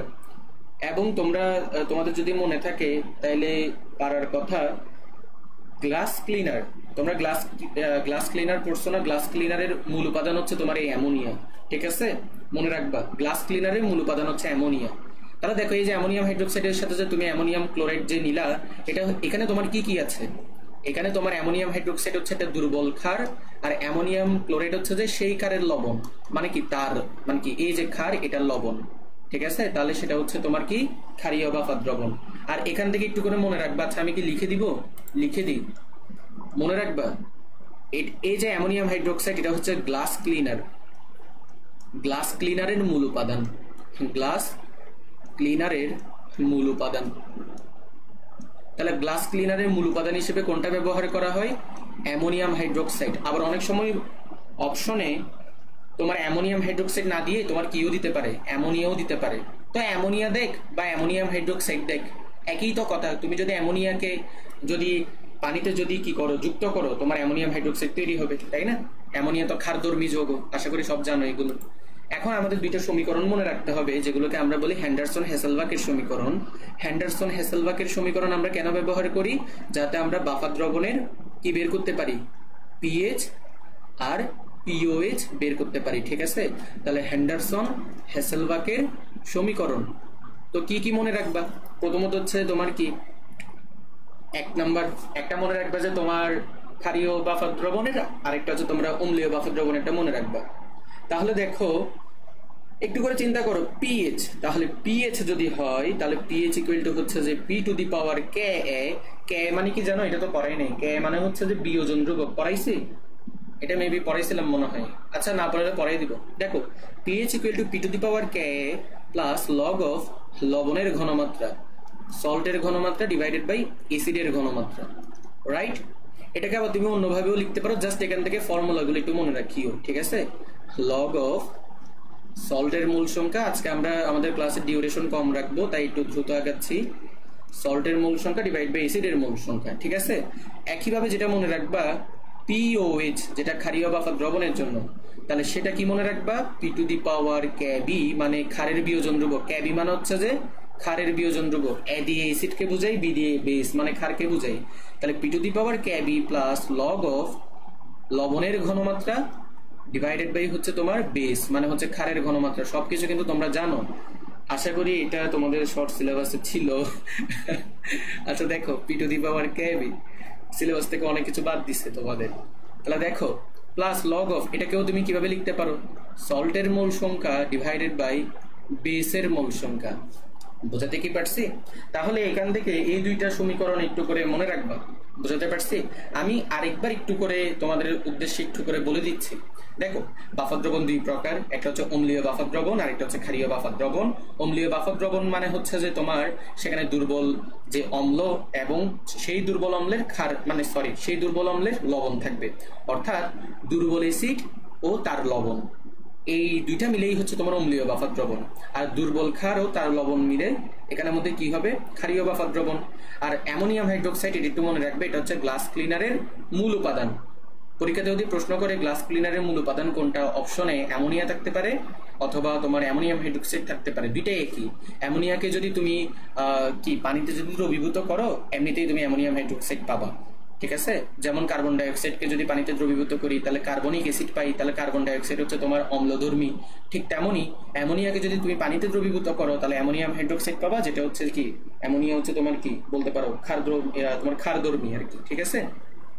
আর মনে রাখবা বাফার দ্রবণের পিএইচ আর পিওএইচ বের করার জন্য আমরা হেন্ডারসন হেসেলবাকের সমীকরণ ইউজ করি, ঠিক আছে? আর হেন্ডারসন হেসেলবাকের সমীকরণ দুইটা আছে, তোমার একটা পিএইচ এর জন্য আর একটা পিওএইচ এর জন্য, এটা মনে রাখবা। এরপর তুমি যেটা মনে রাখতে পারো সেটা হচ্ছে যে ওইটা লেখার দরকার নাই, ওইটা তো জানোই, pH plus pOH equal to হচ্ছে 14, ঠিক আছে? এটা তো জানোই। তাহলে ওভারঅল কথা হচ্ছে বাফার দ্রবণ থেকে তুমি জাস্ট এগুলোই মনে রাখবা, এখান থেকে মানে তোমার আর কিছু লাগবে না, ঠিক আছে? দেখি বুঝছো কিনা ভাইয়া? নিরপেক্ষ বাফার দ্রবণটা কি? নিরপেক্ষ বাফার দ্রবণ বলতে দেখো তোমার বেসিক্যালি কথা হচ্ছে বাফার দ্রবণ আসলে কি। বাফার দ্রবণ হচ্ছে যে তুমি যেখানে সামান্য পরিমাণে অ্যাসিড বা ক্ষার যদি যুক্ত করো সেখানে হচ্ছে তোমার কি পিএইচ বা পিওএইচ এর কোনো চেঞ্জ হবে না। কেন চেঞ্জ হবে না সেটা তো তোমরা এসএসসি তে পড়ে আসছো, ওই যে তোমরা দেখাও না এসএসসি তে কি করছিলা, এই টাইপের প্রশ্ন তো হইতো। অম্লীয় বাফার দ্রবণের পিএইচ কেন পরিবর্তন হয় না, ক্ষারীয় বাফার দ্রবণের পিএইচ বা পিওএইচ কেন পরিবর্তন হয় না, ব্যাখ্যা করো। তো সেই সময় হচ্ছে কি তুমি যতই যুক্ত করতেছো দেখা যাচ্ছে যে কি সেখানের মধ্যে তোমার কি পিএইচ আর পিওএইচ এর পরিবর্তন হচ্ছে না। কেন হচ্ছে না সেটাও তো জানো, কারণ দুর্বল অ্যাসিড ধীরে ধীরে বিয়োজিত হচ্ছে, তাহলে এইচ প্লাস আসতেছে, দুর্বল ক্ষার ধীরে ধীরে বিয়োজিত হচ্ছে, ওএইচ মাইনাস আসতেছে। তো এটা তোমার এখন আর লাগবে না, ঠিক আছে? তো বেসিক্যালি জাস্ট এটাই মনে রাখবা, আর কোনো কিছু লাগবে না এখান থেকে, যেহেতু তোমাদের ক্যালকুলেটর নাই তাই আর ডিটেলসে জানা লাগবে না। ওকে, তাহলে এবার আমরা দেখি আমাদের কোন টপিক আছে। এই তো অসওয়াল্ডের লঘুকরণ সূত্র। তো অসওয়াল্ডের লঘুকরণ সূত্র এটা আমরা পড়বো, ছোট একটা টপিক, এখান থেকেও তেমন কিছু আসে না, জাস্ট আমরা যেগুলো ইম্পর্টেন্ট সেগুলোই হচ্ছে পড়বো। তাহলে দেখো অসওয়াল্ডের লঘুকরণ সূত্র কিসের ক্ষেত্রে প্রযোজ্য, আশা করি আমরা সবাই জানি, আমি জাস্ট একটু রিভিউ করাচ্ছি। এটা হচ্ছে দুর্বল, মানে দুর্বল বলতে দুর্বল অ্যাসিড ও দুর্বল আজকের ক্লাসটি একটু ফাস্ট আগাচ্ছি, যেহেতু আজকে শেষ করতে হবে। আজকের ক্লাসে তেমন মানে কি বেশি টপিক নেই। তাহলে দেখো, দুর্বল এসিড ও দুর্বল ক্ষারের ক্ষেত্রে প্রযোজ্য, ঠিক আছে। তাহলে অসওয়াল্ডের লঘুকরণ সূত্র, এটা হচ্ছে দুর্বল এসিড ও দুর্বল ক্ষারের ক্ষেত্রে প্রযোজ্য। এখন মনে রাখবা, অসওয়াল্ডের লঘুকরণ সূত্র হচ্ছে বেসিক্যালি এরকম, আলফা এটা সমানুপাতিক হবে 1/√c এর, অথবা আলফা এটা ব্যস্তানুপাতিক হবে √c এর। এখানে কোনটা কি আশা করি সেটা জানো। আলফা এটা কি? আলফা এটা হচ্ছে যে বিয়োজন মাত্রা, অর্থাৎ তুমি যে দুর্বল এসিড বা দুর্বল ক্ষারটা নিছো সেটার বিয়োজন মাত্রা, আর সি মানে তো জানো ঘনমাত্রা। তাহলে অসওয়াল্ডের লঘুকরণ সূত্রটা বেসিক্যালি কি, তোমার দুর্বল এসিড ও দুর্বল ক্ষারের ক্ষেত্রে প্রযোজ্য হবে, আর দুর্বল এসিড বা দুর্বল ক্ষারের বিয়োজন মাত্রা সেটা তোমার কি ওই এসিড বা ক্ষারের যে ঘনমাত্রা সেটার বর্গমূলের ব্যস্তানুপাতিক হবে, এটা মনে রাখবা। এরপরে এখান থেকে আর কি কি মনে রাখবা বলি। মনে রাখবা এসিডের বিয়োজন ধ্রুবক, এই যে যেটা একটু আগে বলছিলাম কে, দেখো এসিডের বিয়োজন ধ্রুবক, এসিডের বিয়োজন ধ্রুবক, ঠিক আছে। মনে রাখবা কে, এটাকে কে দ্বারা প্রকাশ করা হয়, এটা ইকুয়াল টু হচ্ছে যে আলফা স্কয়ার ইনটু সি।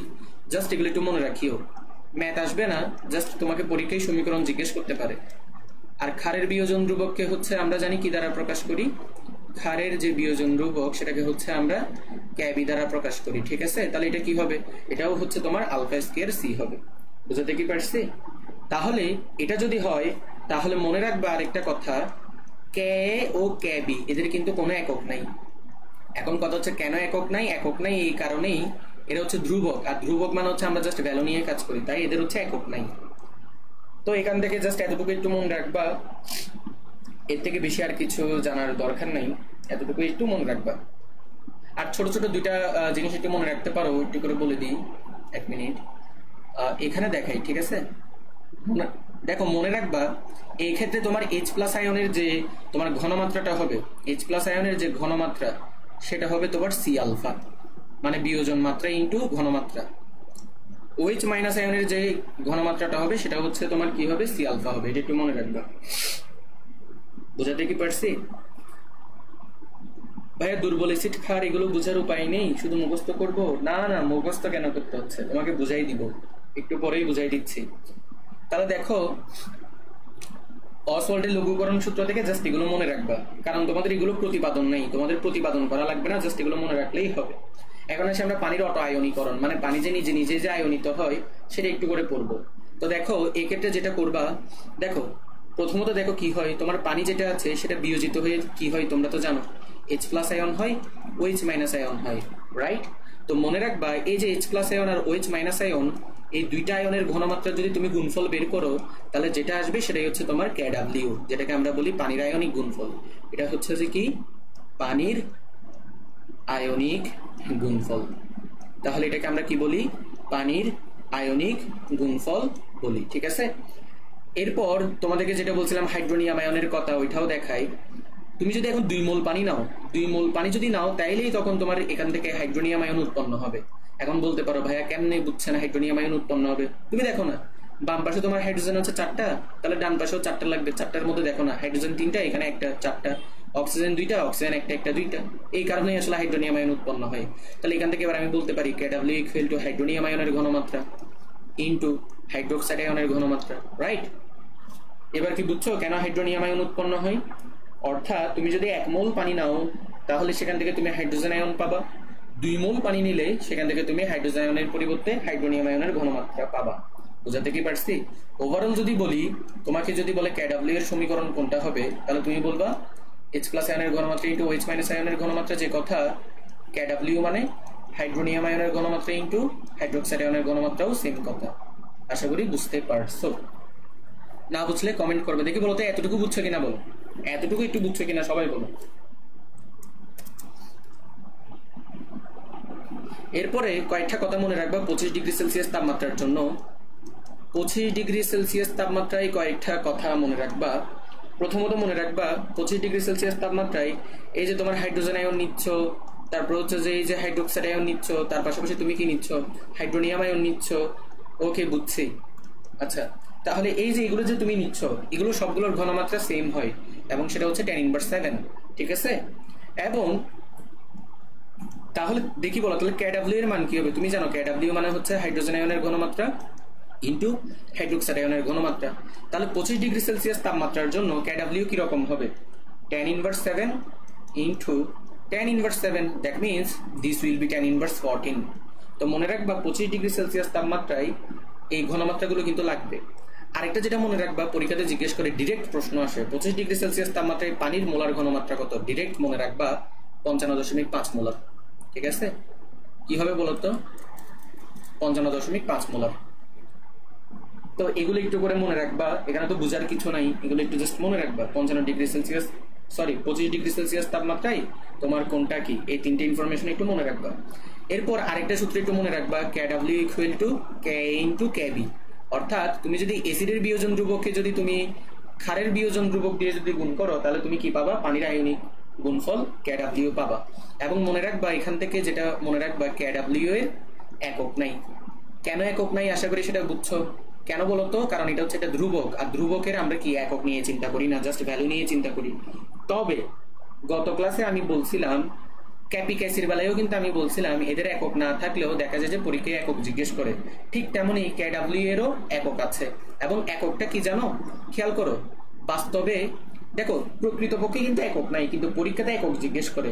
সেই জন্য মনে রাখবা, পরীক্ষার জন্য মনে রাখবা KW এর একক হচ্ছে যে তুমি কি করতেছো, দুইটা ঘনমাত্রাকে গুণ করতেছো, তার মানে কি মোল পার লিটার হোল স্কয়ার করতেছো, that means mole square per litre square হবে। অথবা তুমি আরেকভাবে বলতে পারো, মোল পার লিটার মানে কি মোলার, তাহলে এটাকে এই জায়গায় লিখে দিই। তাহলে তুমি বলতে পারো কি মোলার স্কয়ার বলতে পারো না, ওই জায়গায় মেবি দেখা যাবে না, এই যে মোলার স্কয়ারও বলতে পারো। বুঝাতে কি পারছি? কারণ মোল পার লিটার যে কথা, মোলারও সেম কথা। এগুলো একটু মনে রাখবা। এরপর যেটা মনে রাখবা, তাপমাত্রা বাড়ালে KW বাড়বে। কেন জানো? তুমি যদি তাপমাত্রাকে যদি বাড়িয়ে দাও, তাহলে দেখো তো এসিডটা বেশি পরিমাণে বিয়োজিত হবে না। তাহলে এসিড যদি বেশি পরিমাণে বিয়োজিত হয়, তাহলে তুমি H+ আয়নের মানে কি ঘনমাত্রা দেখবা যে বেড়ে গেছে, আর H+ আয়নের ঘনমাত্রা বাড়া মানে KW বেড়ে যাওয়া। একইভাবে তাপমাত্রা কমাই দিলে কি হবে? H+ আয়ন কম পরিমাণে পাবা, যেহেতু কম পরিমাণে বিয়োজিত হবে, কারণ সে শক্তি কম পাচ্ছে, তাহলে KW এর মান কমে যাবে। তার মানে তাপমাত্রা বাড়ালে পানির আয়নিক গুণফল বাড়ে, তাপমাত্রা কমালে পানির আয়নিক গুণফল কমে। দেখি বলো তো বুঝছো কিনা এগুলো?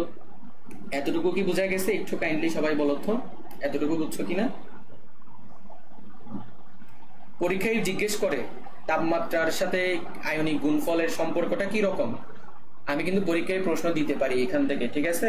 বেসিক বুঝিয়ে দিচ্ছি, এখন তোমরা দেখবে যে কি এগুলো যে বুঝছো, দেখো এখান থেকে অলরেডি কিন্তু পরীক্ষায় প্রশ্ন আসছে। পরীক্ষায় তুমি যদি প্রশ্ন ব্যাংক সলভ করো, তখনই দেখবা বিভিন্ন তাপমাত্রার জন্য পানির আয়নিক গুণফলের যে সম্পর্ক, সেটা নিয়ে কিন্তু অনেক প্রশ্নও আসছে। তো আমি তোমাদেরকে বেসিকটা ক্লিয়ার করে দিচ্ছি। একটা ক্লাসে তো আর সব প্রশ্ন তো আর সলভ করানো সম্ভব না, এটা তোমরাও জানো। একটা চ্যাপ্টারে প্রায় 200-300-এরও বেশি MCQ আছে, তো সব তো সলভ করানো সম্ভব না। তাই বেসিকটা ক্লিয়ার করে দিচ্ছি, তোমরা দেখবে যে এরপরে পারবা। জাস্ট মনে রাখবা তাপমাত্রা বাড়াই দিলে KW বেড়ে যাবে। এতটুকু যদি বুঝে থাকো, তাহলে আমাদের এখান থেকে আর কোনো কিছু জানার দরকার নাই। শেষ। এবার আমরা দুইটা টপিক পড়বো, তারপরে কিছু MCQ করবো, 3টা MCQ করে বুঝাই দিব যে এই চ্যাপ্টার আর কিভাবে শেষ করবা। ওকে, সবাই বুঝছি। এবার আসো এসিডের শক্তিমাত্রা। তাসনিয়া রিয়াকে বলতেছি, তুমি প্রশ্ন করছো কেমনে বুঝবা। চলো এটা একটু ডিটেলসে, এখন ডিটেলসে পড়াতে গেলে তো 1.5 ঘন্টা হবে। দেখি বলো তো সবাই কি 8:30 পর্যন্ত থাকবা কিনা। যদি না থাকো তাহলে আমি শর্টকাট ভাবে পড়াই দিব, জাস্ট রুলস গুলো দেখাই দিব। তোমরা যদি চাও শুধু রুলস পড়াই, কয়েকটা রুলস দিয়েই বোঝা যাবে, তবে ওই রুলসের ডিটেলস আমি আর ধরবো না। এখন এটা তোমাদের উপরই, দেখি তোমরা কি বলো। রুলস যদি বুঝতে চাও সময় দিতে হবে, সোজা কথা। আর যদি মনে করো যে কি শুধু রুলস গুলোই লাগবে, আর কারণ দেখো তোমাদের পরীক্ষাতে তো অবশ্যই কি রুলস এর ব্যাখ্যা তো আর জিজ্ঞেস করবে না, তোমাদের পরীক্ষায় জিজ্ঞেস করবে যে এই এসিডটা শক্তিশালী নাকি ওইটা শক্তিশালী। তো তুমি যদি রুল জানো, নিয়ম যদি জানো, তাহলে ইজিলি পারবা। পড়ান ভাইয়া, এখন শর্টকাট না ভাইয়া। ওকে, 2 জন পাইছি যারা শর্টকাট পড়তে চাচ্ছে না, বাকিরা কি পড়তে চাচ্ছে? দেখি বলো তো, সময় দিতে হবে কিন্তু, সোজা কথা। বুঝতে হইলে সময় লাগবে, পড়ান। ওকে, তাহলে কিন্তু 8:30 পর্যন্ত থাকবে। 3 জন পেলাম, জাহানারা বেগম, তাসনিয়া রিয়া, সাফিয়া। ঠিক আছে, ওকে, তাহলে আমি পড়াচ্ছি, সবাই একটু করে মনোযোগ দাও। এই জিনিসটা অনেক ইম্পর্টেন্ট, যেটার ব্যাখ্যা তোমরা এই পর্যন্ত কোথাও পাও নাই। আমি ড্যাম শিওর এই ব্যাখ্যাগুলো তুমি কোথাও মানে কি তেমন একটা পাও নাই, যে জাস্ট রুলগুলো পাইছো। রুলগুলো আমিও যদি এখন রুলগুলো যদি লিখি, তোমার এখন কি মনে পড়বে, হ্যাঁ এই রুল তো পড়ছি, কিন্তু এটার ব্যাখ্যা কি সেটা এখন বুঝাই দিচ্ছি। তাহলে চলো কথা না বলি আর দেখাই। তো প্রথম কথা যেটা মনে রাখবা, কে যত বেশি হবে, কে যত বেশি হবে, দেখো তো কে বেশি হওয়া মানে কি, অ্যাসিডের বিয়োজন ধ্রুবক বেশি। এখন অ্যাসিডের বিয়োজন ধ্রুবক বেশি হওয়া মানে কি, তোমার বিয়োজন কি হবে, অনেক বেশি হবে। আর বিয়োজন বেশি হওয়া মানে কি, H প্লাস আয়নের ঘনমাত্রাও অনেক বেশি হবে। আর H প্লাস আয়নের ঘনমাত্রা বেশি হওয়া মানে কি, H প্লাস আয়নের ঘনমাত্রা বেশি মানে হচ্ছে যে তীব্রতা বাড়ে। বুঝাতে কি পারছি, এক লাইনে লিখে দিলাম। অ্যাসিডের বিয়োজন ধ্রুবক কে এর মান যত বেশি হবে, বিয়োজন তত বেশি হবে। আর বিয়োজন যত বেশি হবে, H প্লাস আয়নেও মানে কি, H প্লাস আয়নের পরিমাণ বা ঘনমাত্রা দ্রবণে তত বেড়ে যাবে। আর H প্লাস আয়ন বেশি পাচ্ছ মানে হচ্ছে ওই অ্যাসিডটা বেশি তীব্র হবে। যেমন তোমাকে আমি একটা দেখাই, 3টা অ্যাসিডের আমি বিয়োজন ধ্রুবক লিখবো, এগুলো মুখস্থ করে ফেলবা, মাঝে মাঝে পরীক্ষায় জিজ্ঞেস করে এই অ্যাসিডের বিয়োজন ধ্রুবক কি। ঠিক আছে, HCl এর যে বিয়োজন ধ্রুবক এটা একটু মুখস্থ রাখবা, এটা হচ্ছে যে 2.5। তোমাদের বইতে একটা চার্ট আছে দেখবা, সেখানের মধ্যে বিভিন্ন অ্যাসিডের বিয়োজন ধ্রুবক দিয়ে দিচ্ছে একটা নির্দিষ্ট তাপমাত্রায় আর কি। ওইখান থেকে জাস্ট এই 3টা মনে রাখবা, যে এই 3টা আমি লিখাচ্ছি সবগুলো মনে রাখার দরকার নেই। CH3 এগুলো আমি মানে এগুলো আমি তোমাদেরকে মনে না রাখার জন্য বলতাম, কিন্তু আমি দেখলাম যে তোমাদের মানে প্রশ্ন ব্যাংকেটে দেখলাম যে কয়েকটা জায়গায় হচ্ছে যে এখান থেকে প্রশ্ন আসছে। তো যেহেতু প্রশ্ন আসছে তাই এই 3টা একটু করে মনে রাখিও। ইথানোয়িক অ্যাসিডের যে বিয়োজন ধ্রুবক সেটা হচ্ছে যে 1.8 ইন্টু 10⁻⁵, একটু কষ্ট করে মুখস্থ রাখিও এগুলো। তারপর হচ্ছে হাইড্রোফ্লোরিক অ্যাসিড। কেউ যদি আমার তড়িৎ রসায়নের ক্লাস করে থাকো তাহলে আশা করি এখন হাইড্রোফ্লোরিক অ্যাসিড দেখে আমার মনে কি চলতেছে সেটা বলতে পারবা। দেখি বলো তো, হাইড্রোফ্লোরিক অ্যাসিড দেখে কি মনে হচ্ছে আমার, তোমাদেরকে কোন প্রশ্নটা করা উচিত দেখি কেউ ধরতে পারো কিনা। দেখো হাইড্রোফ্লোরিক অ্যাসিডের যে বিয়োজন ধ্রুবক সেটা হচ্ছে 6.8 ইন্টু 10⁻⁴, এবং মনে রাখবা এগুলো হচ্ছে তোমার 25 ডিগ্রি সেলসিয়াস তাপমাত্রায়। এগুলো একটু মুখস্থ রাখবা, পরীক্ষাতে ডিরেক্ট প্রশ্ন করলে এগুলোর অ্যান্সার দিয়ে দিবা। তাহলে কি 25 ডিগ্রি সেলসিয়াস তাপমাত্রায় এই 3টা অ্যাসিডের বিয়োজন ধ্রুবক মনে রাখবা। এখন বলো এখানে শক্তির যে মানে তীব্রতার ক্রম কি হবে বলো তো, কোনটা বেশি? দেখো তো এগুলো মাইনাস পাওয়ার, 7 হচ্ছে প্লাস পাওয়ার, তাহলে এখানে হাইড্রোক্লোরিক অ্যাসিডের তীব্রতা ডেফিনেটলি বুঝতেই পারতেছো, এখানে তোমার এই যে হাইড্রোক্লোরিক অ্যাসিড এটার হচ্ছে তীব্রতা সবচেয়ে বেশি হবে। ঠিক আছে, এর থেকে একটু কম। দেখো ইথানোয়িক অ্যাসিড আর হাইড্রোফ্লোরিক অ্যাসিড এই দুইটার মধ্যে 10⁻⁴ বড় নাকি 10⁻⁵ বড় বলো তো? দেখো 10⁻⁵ মানে হচ্ছে কিন্তু এটা কিন্তু ছোট, কিন্তু 10⁻⁴ কিন্তু এর থেকে বড়। তার মানে হাইড্রোফ্লোরিক অ্যাসিডের বিয়োজন ধ্রুবক হচ্ছে যে বেশি। যেহেতু এটার বিয়োজন ধ্রুবক বেশি, তার মানে হাইড্রোফ্লোরিক অ্যাসিড হচ্ছে তোমার ইথানোয়িক অ্যাসিড থেকে কি, হাইড্রোফ্লোরিক অ্যাসিড হচ্ছে ইথানোয়িক অ্যাসিড থেকে শক্তিশালী, আবার হাইড্রোফ্লোরিক অ্যাসিড HCl থেকে কম শক্তিশালী। দেখি এটা বুঝছো কিনা বলো তো, এটা কি বোঝা গেছে? তাসনিয়া রিয়ার উত্তর আশা করি পাইছো। অর্থাৎ বিয়োজন ধ্রুবকগুলো একটু মনে রাখিও, যার বিয়োজন ধ্রুবক বেশি সেটাই তীব্র হবে। এখানে HCl এর বিয়োজন ধ্রুবক সবচেয়ে বেশি, যেহেতু সেটা প্লাস পাওয়ার। হাইড্রোফ্লোরিক অ্যাসিড একটা 10⁻⁴, ইথানোয়িক অ্যাসিড একটা 10⁻⁵। 10⁻⁵ মানে হচ্ছে যে ছোট, তাই না?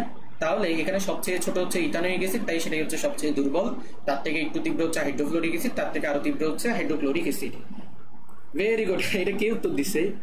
রেহেনুমা আলম, হাইড্রোফ্লোরিক কাছের ক্ষয় করে। Very good.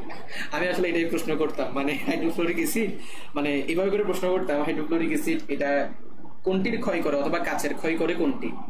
ঠিক আছে, তার মানে রেহেনুমা আলমকে আমি ক্লাসে দেখি নাই, লাইভ ক্লাসে দেখি নাই, তাহলে হয়তো রেকর্ডেড ক্লাস করছো। ওকে, তাহলে এই একটা নিয়ম একটু করে মনে রাখবা। ঠিক আছে, এরপর যেটা মনে রাখবা সেটা হচ্ছে যে 2 নাম্বার নিয়ম মনে রাখবা, হাইড্রাসিডের মানে হাইড্রোজেনযুক্ত অ্যাসিডের ক্ষেত্রে অ্যানায়নের আকার বাড়ার সাথে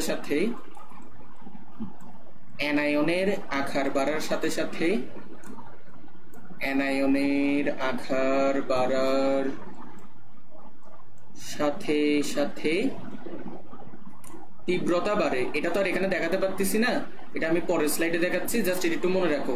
কি মনে রাখবা? হাইড্রোসিডের ক্ষেত্রে তোমার যদি অ্যানায়নের আকার বৃদ্ধি পায়, তাহলে অ্যানায়নের আকার বাড়ার সাথে সাথে তীব্রতাও বৃদ্ধি পাবে। আগে তোমাকে এটা দিয়ে একটা এক্সাম্পল দেখাই, তারপরে বোঝাচ্ছি কেন এরকম হয়। খেয়াল করো, ধরো আমি তোমাকে কয়েকটা অ্যাসিড বললাম, হাইড্রোফ্লোরিক অ্যাসিড, তোমাকে বললাম হাইড্রোক্লোরিক অ্যাসিড, বললাম তোমাকে হাইড্রোজেন আয়োডাইড বা এই যে তোমার হাইড্রো আয়োডিক অ্যাসিড, তারপর হচ্ছে হাইড্রোব্রোমিক অ্যাসিড। তাহলে তোমাকে আমি 4টে অ্যাসিডের নাম বললাম, hydrofluoric acid, হাইড্রোব্রোমিক acid, hydrochloric acid, hydro iodic acid. এখন এই 4টা অ্যাসিডের তীব্রতার ক্রম বলো। তাহলে তুমি চিন্তা করো, ফ্লোরিন, ক্লোরিন, ব্রোমিন, আয়োডিন, দেখো তো এরা একই গ্রুপের মৌল না? এবং উপর থেকে নিচের দিকে গেলে ধীরে ধীরে কি হয়, আকার বাড়তে থাকে, তাই না? তাহলে উপর থেকে নিচের দিকে গেলে ধীরে ধীরে কি আকার বৃদ্ধি পেতে থাকে, এবং এরা হচ্ছে অ্যানায়ন। কেন অ্যানায়ন বলতো? এরা হচ্ছে তোমার কি ইলেকট্রন কি করে, ইলেকট্রন হচ্ছে গ্রহণ করে, ঠিক আছে? এই যেমন এটা হচ্ছে ফ্লোরাইড আয়ন, এটা হচ্ছে ক্লোরাইড আয়ন, এটা হচ্ছে ব্রোমাইড আয়ন, এটা হচ্ছে আয়োডাইড আয়ন। কারণ হাইড্রোজেন তো তোমার H+ আকারে থাকে, বুঝো নাই মনে হয়? যেমন হাইড্রোজেন ফ্লোরাইড বা হাইড্রোফ্লোরিক অ্যাসিড, এটাকে যদি তুমি ভাগো, H+ পাবা, ফ্লোরাইড আয়ন পাবা, ওইটাই আর কি। বুঝাতে কি পারছি আমি? তাহলে এবার দেখো তোমার এখানে অ্যানায়নের আকার সবচেয়ে বড় কোনটার? আয়োডিনের। তাহলে হাইড্রোজেন আয়োডাইড বা হাইড্রো আয়োডিক অ্যাসিড এটা সবচেয়ে বেশি তীব্র। তার থেকে একটু কম তীব্র হাইড্রোব্রোমিক অ্যাসিড, তার থেকে একটু কম তীব্র হাইড্রোক্লোরিক অ্যাসিড, তার থেকে একটু কম তীব্র হাইড্রোফ্লোরিক অ্যাসিড। তো এটা তো আমি তো তোমাকে নিয়ম দিয়ে বুঝাই দিছি। এখন আসছি এটার ব্যাখ্যাতে, এটা আসলে কেন এরকম হয়। দেখো এটা এরকম হওয়ার পেছনে বেসিক্যালি কারণ হচ্ছে, তুমি চিন্তা করো তোমার ফ্লোরাইড আয়নের আকার, আচ্ছা এখানেই চিন্তা করো, হাইড্রোজেনের আয়ন মানে কি, হাইড্রোজেন আয়নের আকার কিন্তু সবসময় সেম আছে। দেখো ফ্লোরাইড যখন হচ্ছে তখন হচ্ছে এরকম, হাইড্রোজেন আয়নের আকার সেম আছে। এরপরে ক্লোরাইডেরটা হচ্ছে বেড়ে গেল, হাইড্রোজেন সেম, ব্রোমাইড আরো বাড়লো, হাইড্রোজেন সেম, আয়োডাইড আরো বেড়ে গেল। তাহলে এবার একটু করে চিন্তা করো তো, তোমার অ্যানায়নের আকার যত বাড়তেছে, অ্যানায়নের আকার যত বাড়তেছে তোমার কি হচ্ছে বলতো? এই যে দেখো, এই যে তোমার অ্যানায়ন আর এই যে অ্যানায়ন, এটা একটা অ্যানায়ন, এটা একটা অ্যানায়ন, ডান পাশের গুলো হচ্ছে তোমার অ্যানায়ন। এখন তুমি যদি একটু লক্ষ্য করো তাহলে দেখবা অ্যানায়নের আকার যত বাড়তেছে তারা কিন্তু কি করবে, হাইড্রোজেনের আকার তো সেমই আছে সবসময়, কিন্তু অ্যানায়নের আকার যত বাড়তে থাকবে তখন যেটা হবে সে হচ্ছে কি করতে চাইবে, তার মধ্যে যে হাইড্রোজেন আয়ন আছে ওইটাকে হচ্ছে যে কি ধীরে ধীরে কি মানে তার প্রতি আকর্ষণটা হচ্ছে কমতে থাকবে। তুমি যদি এইভাবে চিন্তা করে দেখো না, প্রথম কেসে 1 নাম্বার কেসে দেখো, এখানে যদি তুমি নিউক্লিয়াস চিন্তা করো, এটার সাথে হাইড্রোজেন আয়নের যে আকর্ষণ, এখানে আকর্ষণটা আরো কমে গেল, এখানে এসে আরো কমে গেল, এখানে এসে আরো কমে গেল। তাহলে এখান থেকে হাইড্রোজেন আয়নটা তোমার কি কি হবে, খুব সহজে বের হয়ে যেতে পারবে না। আশা করি আমি বুঝাতে পারতেছি। অর্থাৎ এখানে ঘটনা কি হচ্ছে, এখানে ঘটনা বেসিক্যালি যেটা হচ্ছে, দেখো প্রথম ক্ষেত্রে দেখো প্রত্যেকটা ক্ষেত্রে তোমার হাইড্রোজেন আয়নের আকার কিন্তু সেম আছে, কিন্তু ফ্লোরাইড আয়নের আকার একটু বড়, ক্লোরাইডেরটা আরো বেড়ে গেল, ব্রোমাইড বাড়লো, আয়োডাইড বাড়লো। এভাবে যদি আকার যদি বাড়তে থাকে তাহলে নিউক্লিয়াসের সাথে তো তোমার হাইড্রোজেনের যে আকর্ষণ ওইটা তো কমতে থাকবে। আর নিউক্লিয়াসের সাথে হাইড্রোজেনের আকর্ষণ কমা এর মানেই হচ্ছে ওই হাইড্রোজেনটা খুব সহজে বের হইতে পারবে। তাহলে চিন্তা করো এইটার হাইড্রোজেন আয়নটা খুব সহজে বের হয়ে যেতে পারবে। আর যেহেতু এটা খুব সহজে বেরোতে পারছে তার মানে এটা বেশি পরিমাণে বিয়োজিত হবে, তার মানে এটাই হচ্ছে যে আমার সবচেয়ে বেশি তীব্র, তার মানে হচ্ছে যে হাইড্রো আয়োডিক অ্যাসিড এখানে সবচেয়ে বেশি তীব্র। বুঝাতে কি পারছি? আবার এটা সবচেয়ে দুর্বল কেন, এখানে আকর্ষণটা অনেক বেশি আছে, নিউক্লিয়াসের সাথে দূরত্ব কম, আকর্ষণ অনেক বেশি, তার মানে এটা সবচেয়ে দুর্বল। আর এটার নাম কি, এটার নাম হচ্ছে হাইড্রোফ্লোরিক অ্যাসিড। আর এগুলো তো বুঝতেছই কিভাবে হবে। এবার বলো এই লজিকটা বুঝছো কিনা, সবাই বলো এই লজিকটা বুঝছো কিনা, এটা বুঝলে আমি হচ্ছে এরপরে আগাবো। সবাই বলো এই লজিকটা বুঝছো কিনা।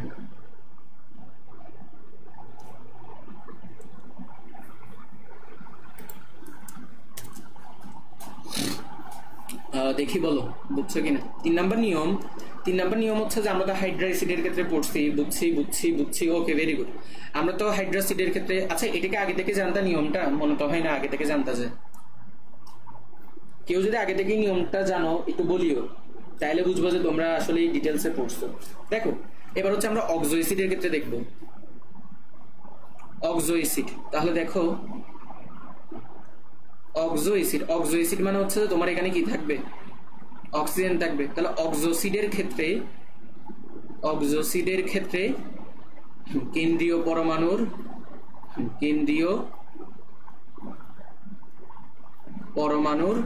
জারণ মান বৃদ্ধির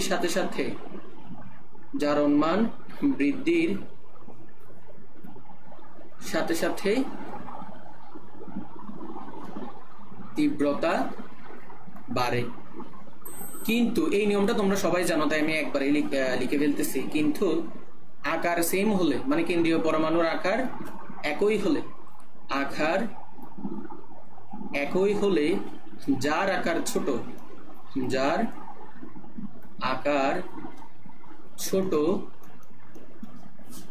সেই অ্যাসিডের তীব্রতা বেশি।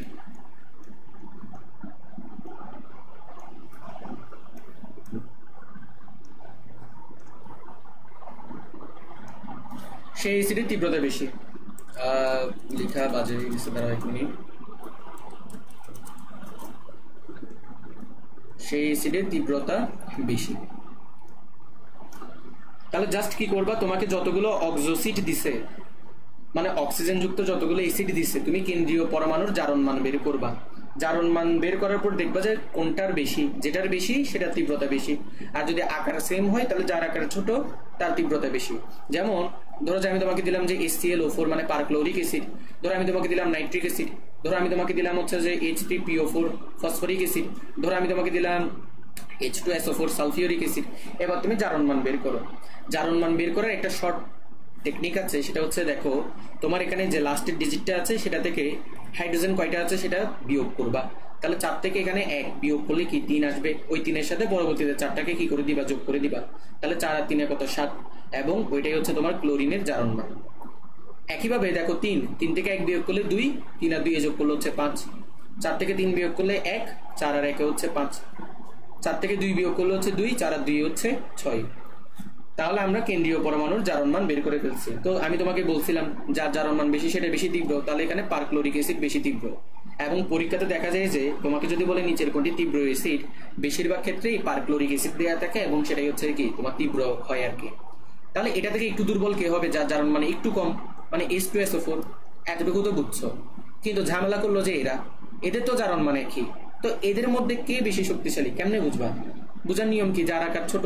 তো তুমি তো জানো পর্যায় সারণীতে তুমি নাইট্রোজেনকে উপরে দেখবা, ফসফরাসকে হচ্ছে নিচে দেখবা।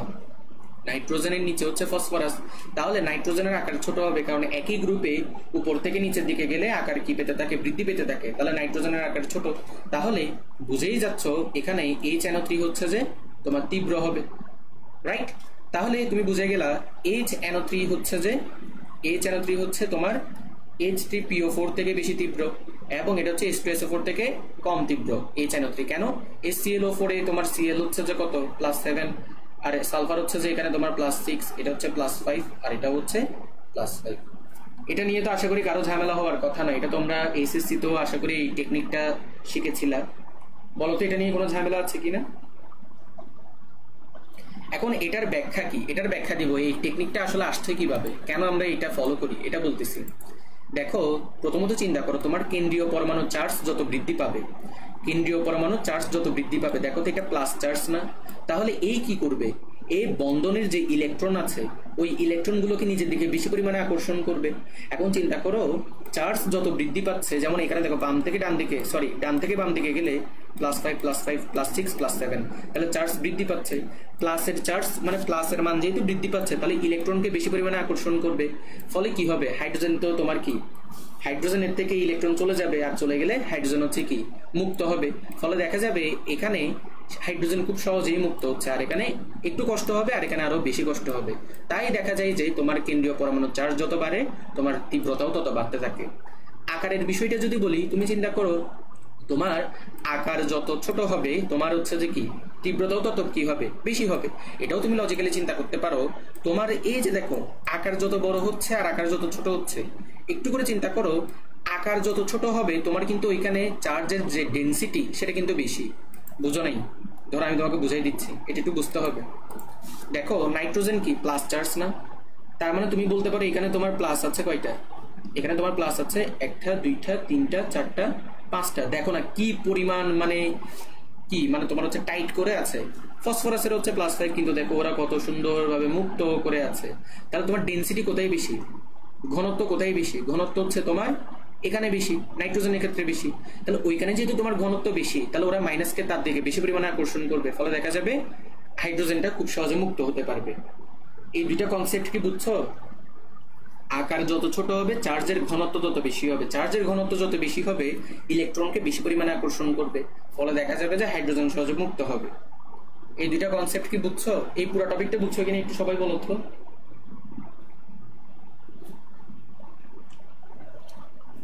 তাড়াতাড়ি বলো, আমাদের একটু আগাইতে হবে। বলো, এই পুরো টপিকটা কি তোমরা বুঝছো?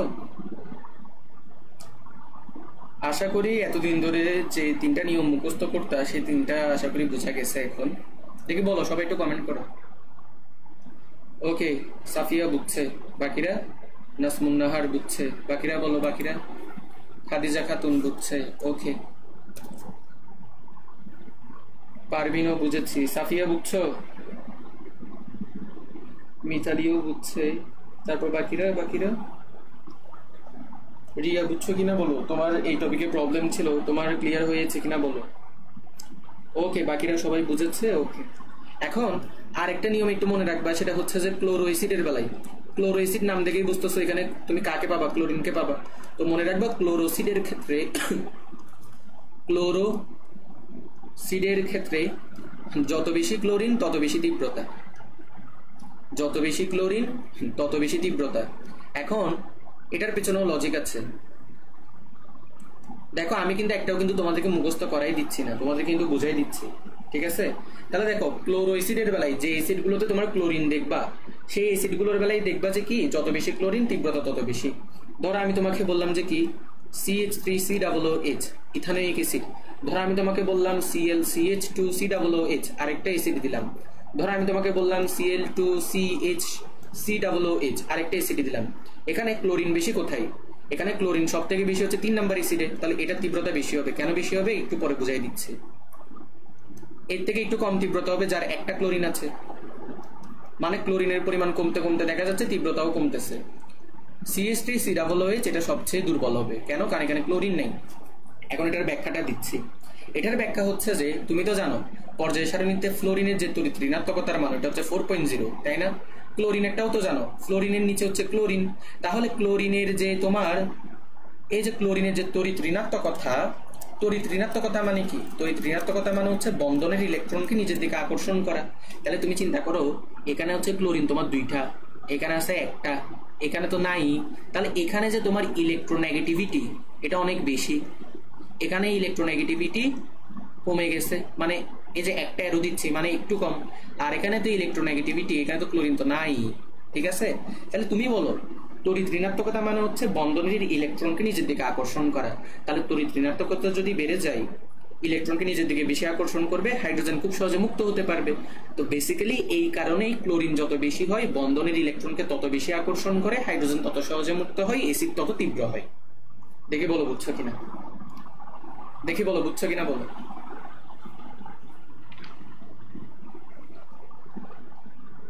দেখি বলো এই টপিকটা বুঝছো কিনা, কেন ক্লোরিন বেশি হলে তীব্রতা বাড়ে, বুঝছো কিনা বলো।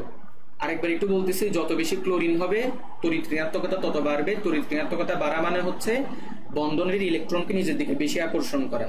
তো ইলেকট্রন যদি চলে আসে তাহলে হাইড্রোজেন থেকে ইলেকট্রন চলে আসবে, ফলে হাইড্রোজেন মুক্ত হইতে পারবে।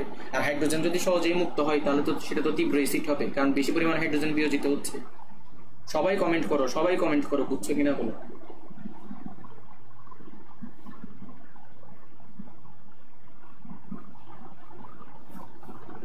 এটা যদি বুঝে দেখো।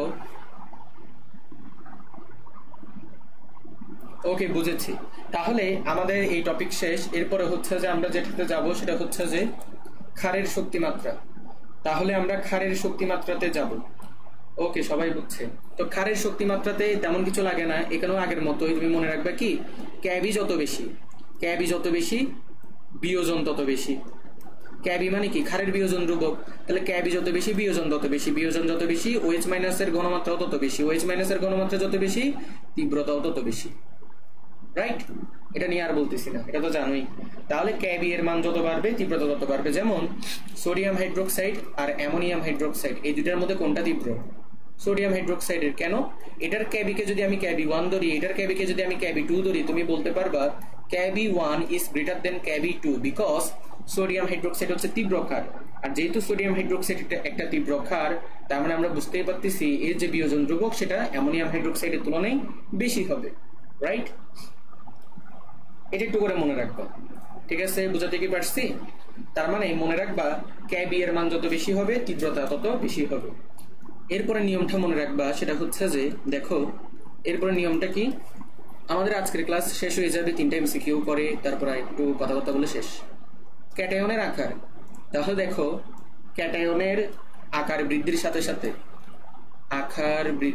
সাথে সাথে তীব্রতা বাড়ে। এখন এটা কি বোঝানোর দরকার আছে? ওই আগের মতোই তোমাকে পড়াইছিলাম না, অ্যানায়নের আকার বাড়লে তীব্রতা বাড়ে, তো ওইটা যেরকম নিয়ম এখানেও সেম নিয়ম। তাহলে ক্যাটায়নের আকার বৃদ্ধির সাথে সাথে তীব্রতা বাড়বে। কেন বাড়বে তো জানো, আকার যত বাড়বে নিউক্লিয়াসের সাথে আকর্ষণ তত কমবে, আকর্ষণ যত কমবে তোমার কি হবে, হাইড্রোজেনটা খুব সহজে তত বেশি মুক্ত হবে, ফলে তীব্রতা বাড়বে। তাহলে এবার ধরো আমি তোমাকে বললাম পটাশিয়াম হাইড্রোক্সাইড, লিথিয়াম হাইড্রোক্সাইড, তোমাকে বললাম সোডিয়াম হাইড্রোক্সাইড, কোনটা বেশি তীব্র? পারবা না? পারার তো কথা। তোমরা অনেকে মনে করো যে সোডিয়াম হাইড্রোক্সাইড হচ্ছে তীব্র ক্ষার, না, সোডিয়াম হাইড্রোক্সাইড কিন্তু তীব্র ক্ষার না। দেখো গ্রুপ 1 মনে আছে, hydrogen, lithium, sodium, potassium, rubidium, caesium, francium. মনে রাখবা পর্যায় সারণীর কয়েকটা গ্রুপ কিন্তু মাস্ট মনে রাখা লাগবে। গ্রুপ 1, গ্রুপ 2, তারপরে হচ্ছে তোমার মনে রাখতে হবে গ্রুপ নাম্বার 13, 14, 15, 16, তারপর হচ্ছে 17, 18। আচ্ছা বেশি বলে ফেলছি না? গ্রুপ 1 আর 2 মাস্ট মনে রাখবা। 13, 14, 15 লাগবে, 15 মনে রাখতে হবে, তারপর 16 মনে রাখতে হবে, 17 মনে রাখতে হবে, 18 তো অবশ্যই মনে রাখতে হবে। বুঝতে থেকে পারছি? তাহলে এবার চিন্তা করো, তুমি তো জানো একই গ্রুপে উপর থেকে নিচের দিকে গেলে আকার কি হয়? আকার বৃদ্ধি পায়। তাহলে একই গ্রুপে উপর থেকে নিচের দিকে গেলে আকার বৃদ্ধি পায়। তার মানে এখানে কার আকার বড় হবে? এখানে কার আকার বড় হবে? পটাশিয়ামের। তাহলে পটাশিয়াম হচ্ছে ক্যাটায়ন, তাহলে পটাশিয়ামের আকার বড়, তাহলে পটাশিয়াম হাইড্রোক্সাইডের তীব্রতা বেশি, সোডিয়াম হাইড্রোক্সাইডের তীব্রতা কম, লিথিয়াম হাইড্রোক্সাইডের তীব্রতা আরো কম। কেন কম বোঝাতে পারছি? আসলে ক্যাটায়নের আকার যত বাড়বে নিউক্লিয়াসের সাথে তোমার হাইড্রোজেন আয়নের আকর্ষণ তত কমবে, ফলে দেখা যাবে হাইড্রোজেন আয়নটা খুব সহজে বের হচ্ছে। দেখি বলতো বুঝছো কিনা, এটা এতটুকু বুঝছো? বলো।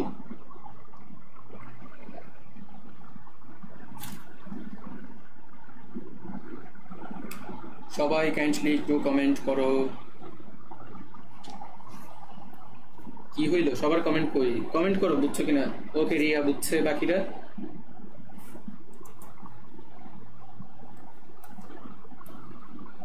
ওকে, ফাইনালি আমাদের সব টপিক শেষ, রাসায়নিক পরিবর্তন পুরা শেষ, 3টা এমসিকিউ করি।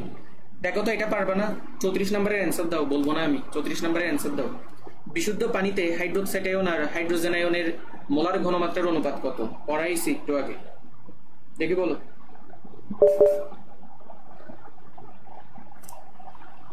কি হবে বলো? পড়াইছিলাম।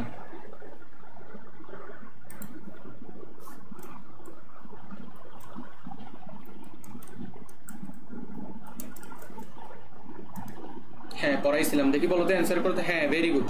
কি হবে? 1 হবে। তো আশা করি এটার বোঝানোর দরকার নেই, এটা পারবা, তাই না? এটা কি হবে? এটা হচ্ছে যে 1 নাম্বারটা হবে। 35 নাম্বার, দেখি তো 35 নাম্বারের অ্যান্সার করো তো। 35 নাম্বার অ্যান্সার করো, বলো বলো বলো।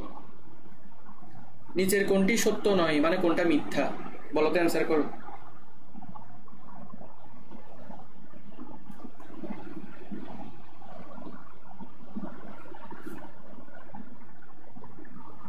ঘ নাম্বার কি 35 নাম্বারের বলতেছো যে? আচ্ছা এখানে একটু করে 35 এভাবে লিখে দাও, কত নাম্বার ওইটা একটু লিখে দাও। তোমরা ডি মানে কোন ডি বলতেছো? এটা কি 34-এর ডি নাকি 35-এর ডি?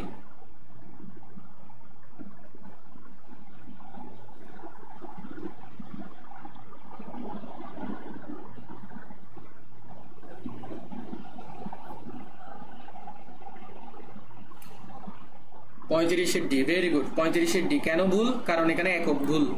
একক ভুল কেন? পড়াইছিলাম না, এটা তো মোলার স্কয়ার হওয়ার কথা, তাই না?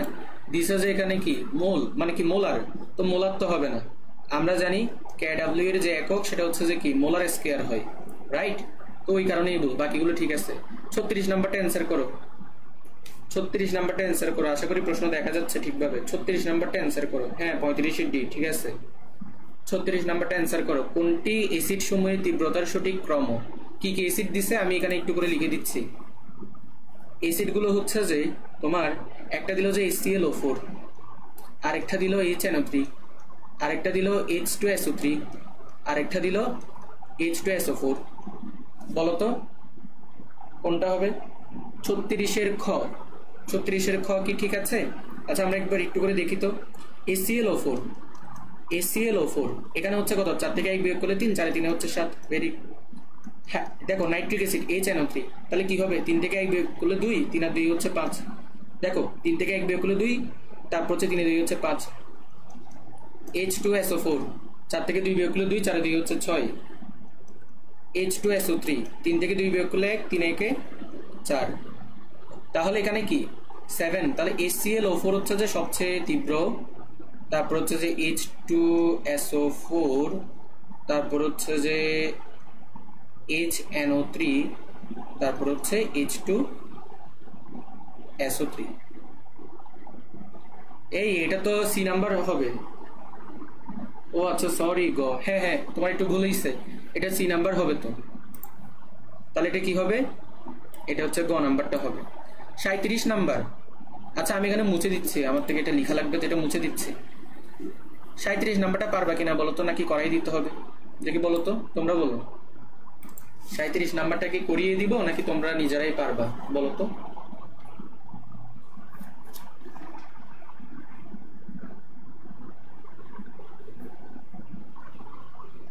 ছত্রিশের ক কেমনে হয়? 36-এর ক হবে না তো, 36-এর গ নাম্বারটা হবে। যে পারবিন ভুল করছো। আচ্ছা পরে আবার ঠিক অ্যান্সার দিছো মনে হয়। আচ্ছা দেখো 37 নাম্বারটা কি পারবা তোমরা? বললো যে কোনটা বাফার দ্রবণ, পারবা কিনা?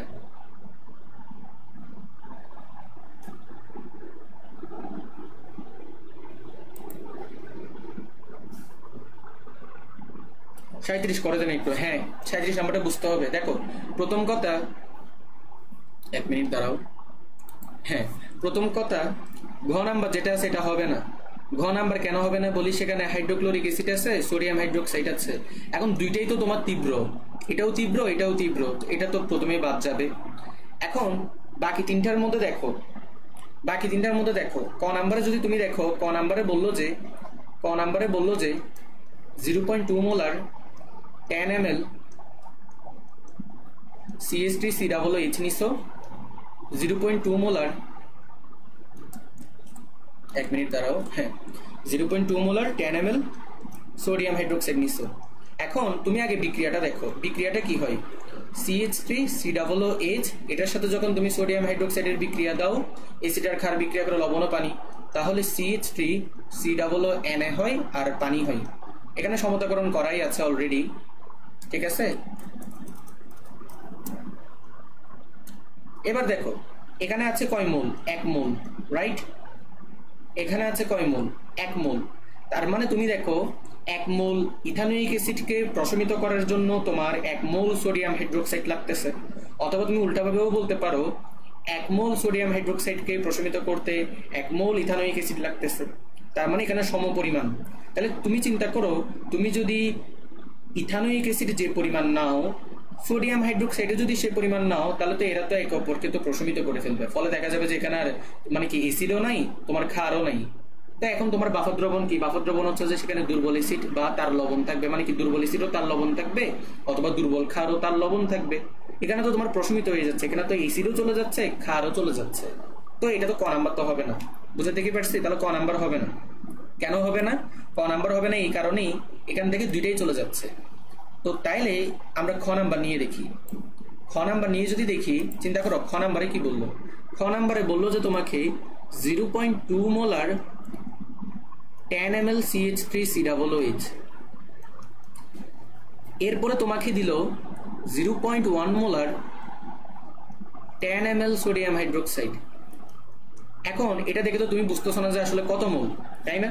এখন তুমি কিন্তু সূত্র কিন্তু জানো, ঘনমাত্রার সূত্র কি? S = N/V, অর্থাৎ ঘনমাত্রা equal to mole divided by আয়তন, মোল পার লিটার।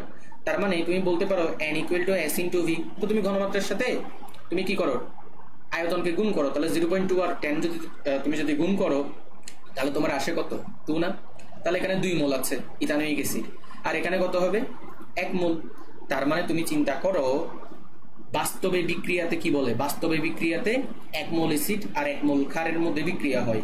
তুমি সেই জায়গায় 2 মোল অ্যাসিড নিছো আর 1 মোল ক্ষার নিছো, তাহলে চিন্তা করো 1 মোল সোডিয়াম হাইড্রোক্সাইড, 1 মোল ইথানোয়িক অ্যাসিড, অ্যাসিডকে কিন্তু প্রশমিত করে ফেলবে, তাহলে 2 মোল থেকে আরো 1 মোল ইথানোয়িক অ্যাসিড অবশিষ্ট থাকবে। এই বিক্রিয়াতে যদি লক্ষ্য করো, এখানে কিন্তু 1 মোল অ্যাসিড আর 1 মোল ক্ষার বিক্রিয়া করে কিন্তু তোমার 1 মোল লবণও তৈরি করতেছে। তাহলে এবার তুমি একটু করে চিন্তা করো, তুমি যদি ক্ষারকে যদি 2 মোল নাও, তুমি যদি এটাকে যদি 2 মোল নাও, তাহলে দেখো এটা তো আছে 1 মোল। এই 1 মোলের ক্ষমতা কি? এখান থেকে শুধু 1 মোলকে প্রশমিত করা। তাহলে দেখা যাবে এখান থেকে সে 1 মোলকে প্রশমিত করবে, এটা আরো 1 মোল থাকবে। এটা যদি আরো 1 মোল থাকে, তাহলে এটা তো বাদ, তাহলে আর থাকবে এখানে 1 মোল লবণ। তাহলে দেখো দুর্বল অ্যাসিড আছে আর দুর্বল অ্যাসিডের লবণ আছে, তাহলে এটাই বাফার দ্রবণ। তাহলে অ্যান্সার হচ্ছে যে আমাদের খ নাম্বারটা। আমি কি বুঝাতে পারছি এটা? অর্থাৎ তোমার থেকে মূল সংখ্যা বের করে দেখতে হবে কোনটা শেষ হয়ে যাচ্ছে এখানে। 37 সি, হ্যাঁ মিথালি বলছে।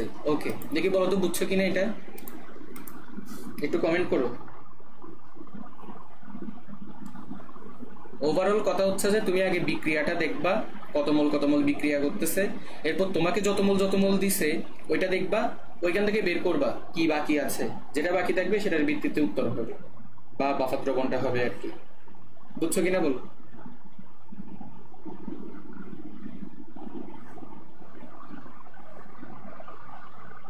কি হলো, কমেন্ট আমি দেখতেছি না কেন? শোনো, কারেন্ট চলে গেছিল। আচ্ছা দেখো বলি, তোমার দেখো এই যে দেখো ইথানোয়িক অ্যাসিড আর সোডিয়াম হাইড্রোক্সাইড যখন বিক্রিয়া করে, সোডিয়াম এসিটেট উৎপন্ন করে আর পানি উৎপন্ন করে, দেখো তো 1 মোল না। তুমি এখন কি করলা, 2 মোল ইথানোয়িক অ্যাসিড নিলা আর 1 মোল সোডিয়াম হাইড্রোক্সাইড নিলা। তো 1 মোল সোডিয়াম হাইড্রোক্সাইডের ক্ষমতা হচ্ছে 1 মোল ইথানোয়িক অ্যাসিডকে প্রশমিত করা। তাহলে তো এখানে 2 মোল থেকে 1 মোল চলে গেলে আরো 1 মোল থাকবে, তাহলে 1 মোল এটা থাকবে, 1 মোল লবণ থাকবে। তাহলে দুর্বল অ্যাসিড ও তার লবণ মিলে অম্লীয় বাফার দ্রবণ হবে। এবার কি বুঝছো? শেষে বইয়ের কি কি আর কোন প্রশ্ন ব্যাংক, হ্যাঁ ওইটা তো আমি রেডি করে রাখছি। ওকে, শেষে চলে যাই। দেখো বই থেকে পড়তে হবে। দেখো তোমাদের অলমোস্ট বেশিরভাগ টপিকে আমি পড়াই দিচ্ছি যেগুলো ইম্পর্টেন্ট। তো তোমরা বই থেকে পড়ে নিবা কি কি, তোমরা বই থেকে পড়ে নিবা উভমুখী বিক্রিয়াকে একমুখী করা, এটা তোমাদের বইয়ের শুরুতেই আছে। একটা উভমুখী বিক্রিয়াকে আমরা কিভাবে একমুখী বিক্রিয়াতে পরিণত করতে পারি, এটা ভালো মতো পড়ে নিবা। থিওরি বিভিন্ন প্রসেস আছে, এটা একটু পড়ে নিবা। তারপর হচ্ছে প্রভাবক, বিভিন্ন রকমের প্রভাবক আছে, যেমন ধনাত্মক প্রভাবক, ঋণাত্মক প্রভাবক, তারপরে হচ্ছে তোমার প্রভাবক বিষ, তারপর প্রভাবক সহায়ক, ঠিক আছে, তারপর অটোপ্রভাবক বা স্বপ্রভাবক, এগুলো ভালো মতো পড়বা। প্রভাবন ক্রিয়া, সমসত্ব প্রভাবন কি, অসমসত্ব প্রভাবন কি, এগুলো তুমি বই পড়লেই বুঝবা। সাম্যাবস্থার শর্ত কয়টা, 4টা জানো, এগুলো একটু পড়ে ফেলবা। তারপর পিএইচ তো পড়াইছি, তুমি বই থেকে কি পড়ে নিবা, পরীক্ষায় প্রশ্ন আসে না, চোখের পানির পিএইচ কত, তারপর হচ্ছে যে অম্লীয় মাটির পিএইচ কত, ক্ষারীয় মাটিতে কি ব্যবহার করতে হবে পিএইচ কমানোর জন্য বা বাড়ানোর জন্য, যে থিওরি জিনিসগুলো আছে এগুলো পড়ে ফেলবা। বাফার দ্রবণের থিওরি বলতে হচ্ছে যে ওইখান থেকে জাস্ট রিডিংটা একটু করে পড়ে নিবা, ঠিক আছে। আর এই 5টা, এই যে দেখো প্রথম যে 5টা আমি দিছি পয়েন্ট, এই 5টা হচ্ছে যে ডেফিনেটলি পড়তে হবে, ঠিক আছে, ডেফিনেটলি পড়বা। এরপরে সম্পূর্ণ অধ্যায় একবার রিডিং করে ফেলবা, তারপরে কি বইয়ের এমসিকিউ। আর তোমাদেরকে তো আমি বলছিলাম, আশা করি এই যে দেখো এইগুলো কমপ্লিট করবা কোথা থেকে, যারা মেডিকেল প্রিপারেশন নিচ্ছ তারা হচ্ছে যে কি করবা, হাজারি স্যার পড়বা, হাজারি স্যার। তারপরে হচ্ছে তোমরা কি পড়বা, কবির স্যার পড়ে যাও, প্লিজ পড়ে যাও, কারণ কোথা থেকে প্রশ্ন করে বলা যায় না। কিন্তু যারা ভার্সিটি প্রিপারেশন নিচ্ছ তারা হচ্ছে যে জাস্ট হাজারি স্যার পড়বা, হাজারি স্যারের বইয়ের এমসিকিউ গুলো ভালো মতো সলভ করে ফেলবা, ঠিক আছে। প্রশ্ন ব্যাংকের কথায় আসি, Dhaka university, Jahangirnagar university, Chittagong university, Rajshahi university, GST, medical agri, সবগুলো প্রশ্ন সলভ করবা, এটা মাস্ট, অবশ্যই করতে হবে। প্রশ্ন যদি সলভ না করো, তোমার লজিক যতই স্ট্রং হোক না কেন তুমি অ্যাপ্লাই করতে পারবা না। শুধু লজিক স্ট্রং হইলেই হয় না, ওই লজিককে অ্যাপ্লাই করতে হয়। তো তার জন্য অবশ্যই প্রশ্ন ব্যাংক থেকে প্রশ্ন সলভ করতে হবে বিগত বছরের। আর একটা প্রশ্ন করছিলা কোন প্রশ্ন ব্যাংক সলভ করবা, উদ্বাসেরটা বলবো যে না করার জন্য, কারণ উদ্বাসে যারা ভর্তি হয়েছে, উদ্বাসের প্রশ্ন ব্যাংক হচ্ছে যে তেমন বেশি পরিমাণে প্রশ্ন নাই, ঠিক আছে। এক্ষেত্রে তোমরা যেটা করতে পারো, আমার থেকে যেটা বেশি ভালো লাগছে সেটা হচ্ছে যে কি কেমিস্ট্রি প্লাস বইটা, ওইখানে প্রচুর পরিমাণে প্রশ্ন আছে কেমিস্ট্রি প্লাস, এই কেমিস্ট্রি প্লাস বইটা হচ্ছে তোমরা ফলো করতে পারো, ঠিক আছে। আর সিইউ এর জন্য কি বলবো, আর দেখো তুমি মূলত দেখো এটা হচ্ছে যে অ্যাসপেক্টের কেমিস্ট্রি প্লাস বইটা ফলো করতে পারো, এখানে অনেক ভালো রকমের এমসিকিউ আছে। তারপর হচ্ছে তুমি যেটা করতে পারো, পানকরি ফলো করতে পারো, ডিইউ, জেইউ, সিইউ, আরইউ এগুলোর জন্য এই বইটাও অনেক ভালো। পানকরি প্রশ্ন ব্যাংক এটাও ফলো করতে পারো। দেন তুমি হচ্ছে যে যেটা করতে পারো সেটা হচ্ছে যে রয়্যালের বই মানে কি ফলো করতে পারো, ঠিক আছে, রয়্যাল পাবলিকেশন এটার বইও ফলো করতে পারো, ঠিক আছে। আর কৃষির জন্য বলবো যে নেটওয়ার্ক ফলো করতে পারো, ঠিক আছে, নেটওয়ার্ক ফলো করতে পারো। বেসিক্যালি এই বইগুলোই লাগবে, আর কিছু লাগবে না। রাবির জন্য একটু বলেন, ওই যে বললাম না পানকরি, পানকরি বইটা নিতে পারো, এটা অনেক ভালো। এখানে বিগত বছরের সবগুলো প্রশ্ন সিরিয়ালি সুন্দরভাবে দিয়ে দিচ্ছে ওরা। পানকরি হচ্ছে দেখো, এটা হচ্ছে ডিইউর জন্য, ডিইউ, জেইউ, সিইউ, আরইউ এই চারটার জন্য পানকরি পড়বা। জিএসটির জন্য পড়বা না, জিএসটির জন্য আমি পানকরির বইটা দেখছি, ওইটা ভালো না। জিএসটির জন্য এবারে পানকরির বই যেটা করলো ওরা হচ্ছে অধ্যায় ভিত্তিক, মানে কি করলো ওইটা সাজালো, এবং অধ্যায় ভিত্তিক ভাবে সাজাতে গিয়ে ওরা যেটা করছে একটা চ্যাপ্টারের মানে যতগুলো বিগত বছরের প্রশ্ন আসছে ওইগুলো হচ্ছে ওরা কি কমাই দিছে। তো জিএসটির জন্য ওইটা করতে যাইও না। জিএসটির জন্য তুমি একটা কাজ করতে পারো, ওই যে বললাম না তোমার কেমিস্ট্রি প্লাস এটা করতে পারো, ঠিক আছে। আর মেডিকেলের জন্য রয়্যাল পাবলিকেশনের বই পড়তে পারো, তারপরে এগ্রির জন্য নেটওয়ার্ক এটা করতে পারো। ওকে, আমাদের ক্লাস শেষ একদম ভালো মতো। আমরা রাসায়নিক পরিবর্তন চ্যাপ্টারটা শেষ করছি, অনেক কঠিন একটা অধ্যায় ছিল, তাই অনেকগুলো ক্লাস নিছি। অনেকগুলো বলতে তোমাদের হয়তো মনে হইতে পারে যে 3টা ক্লাস নিছি, বাট আসলে কিন্তু 3টা ক্লাস নিই নাই। তুমি যদি হিসাব করো 1 ঘন্টা করে হিসাব করলে অনেকগুলো ক্লাস হয়। তো ওকে, তাহলে আজকের মতো শেষ করি। রাসায়নিক পরিবর্তনের ক্লাস আমাদের শেষ। তো তোমাদের কেমন লাগছে একটু করে বলতে পারো, আসলে কি বুঝতে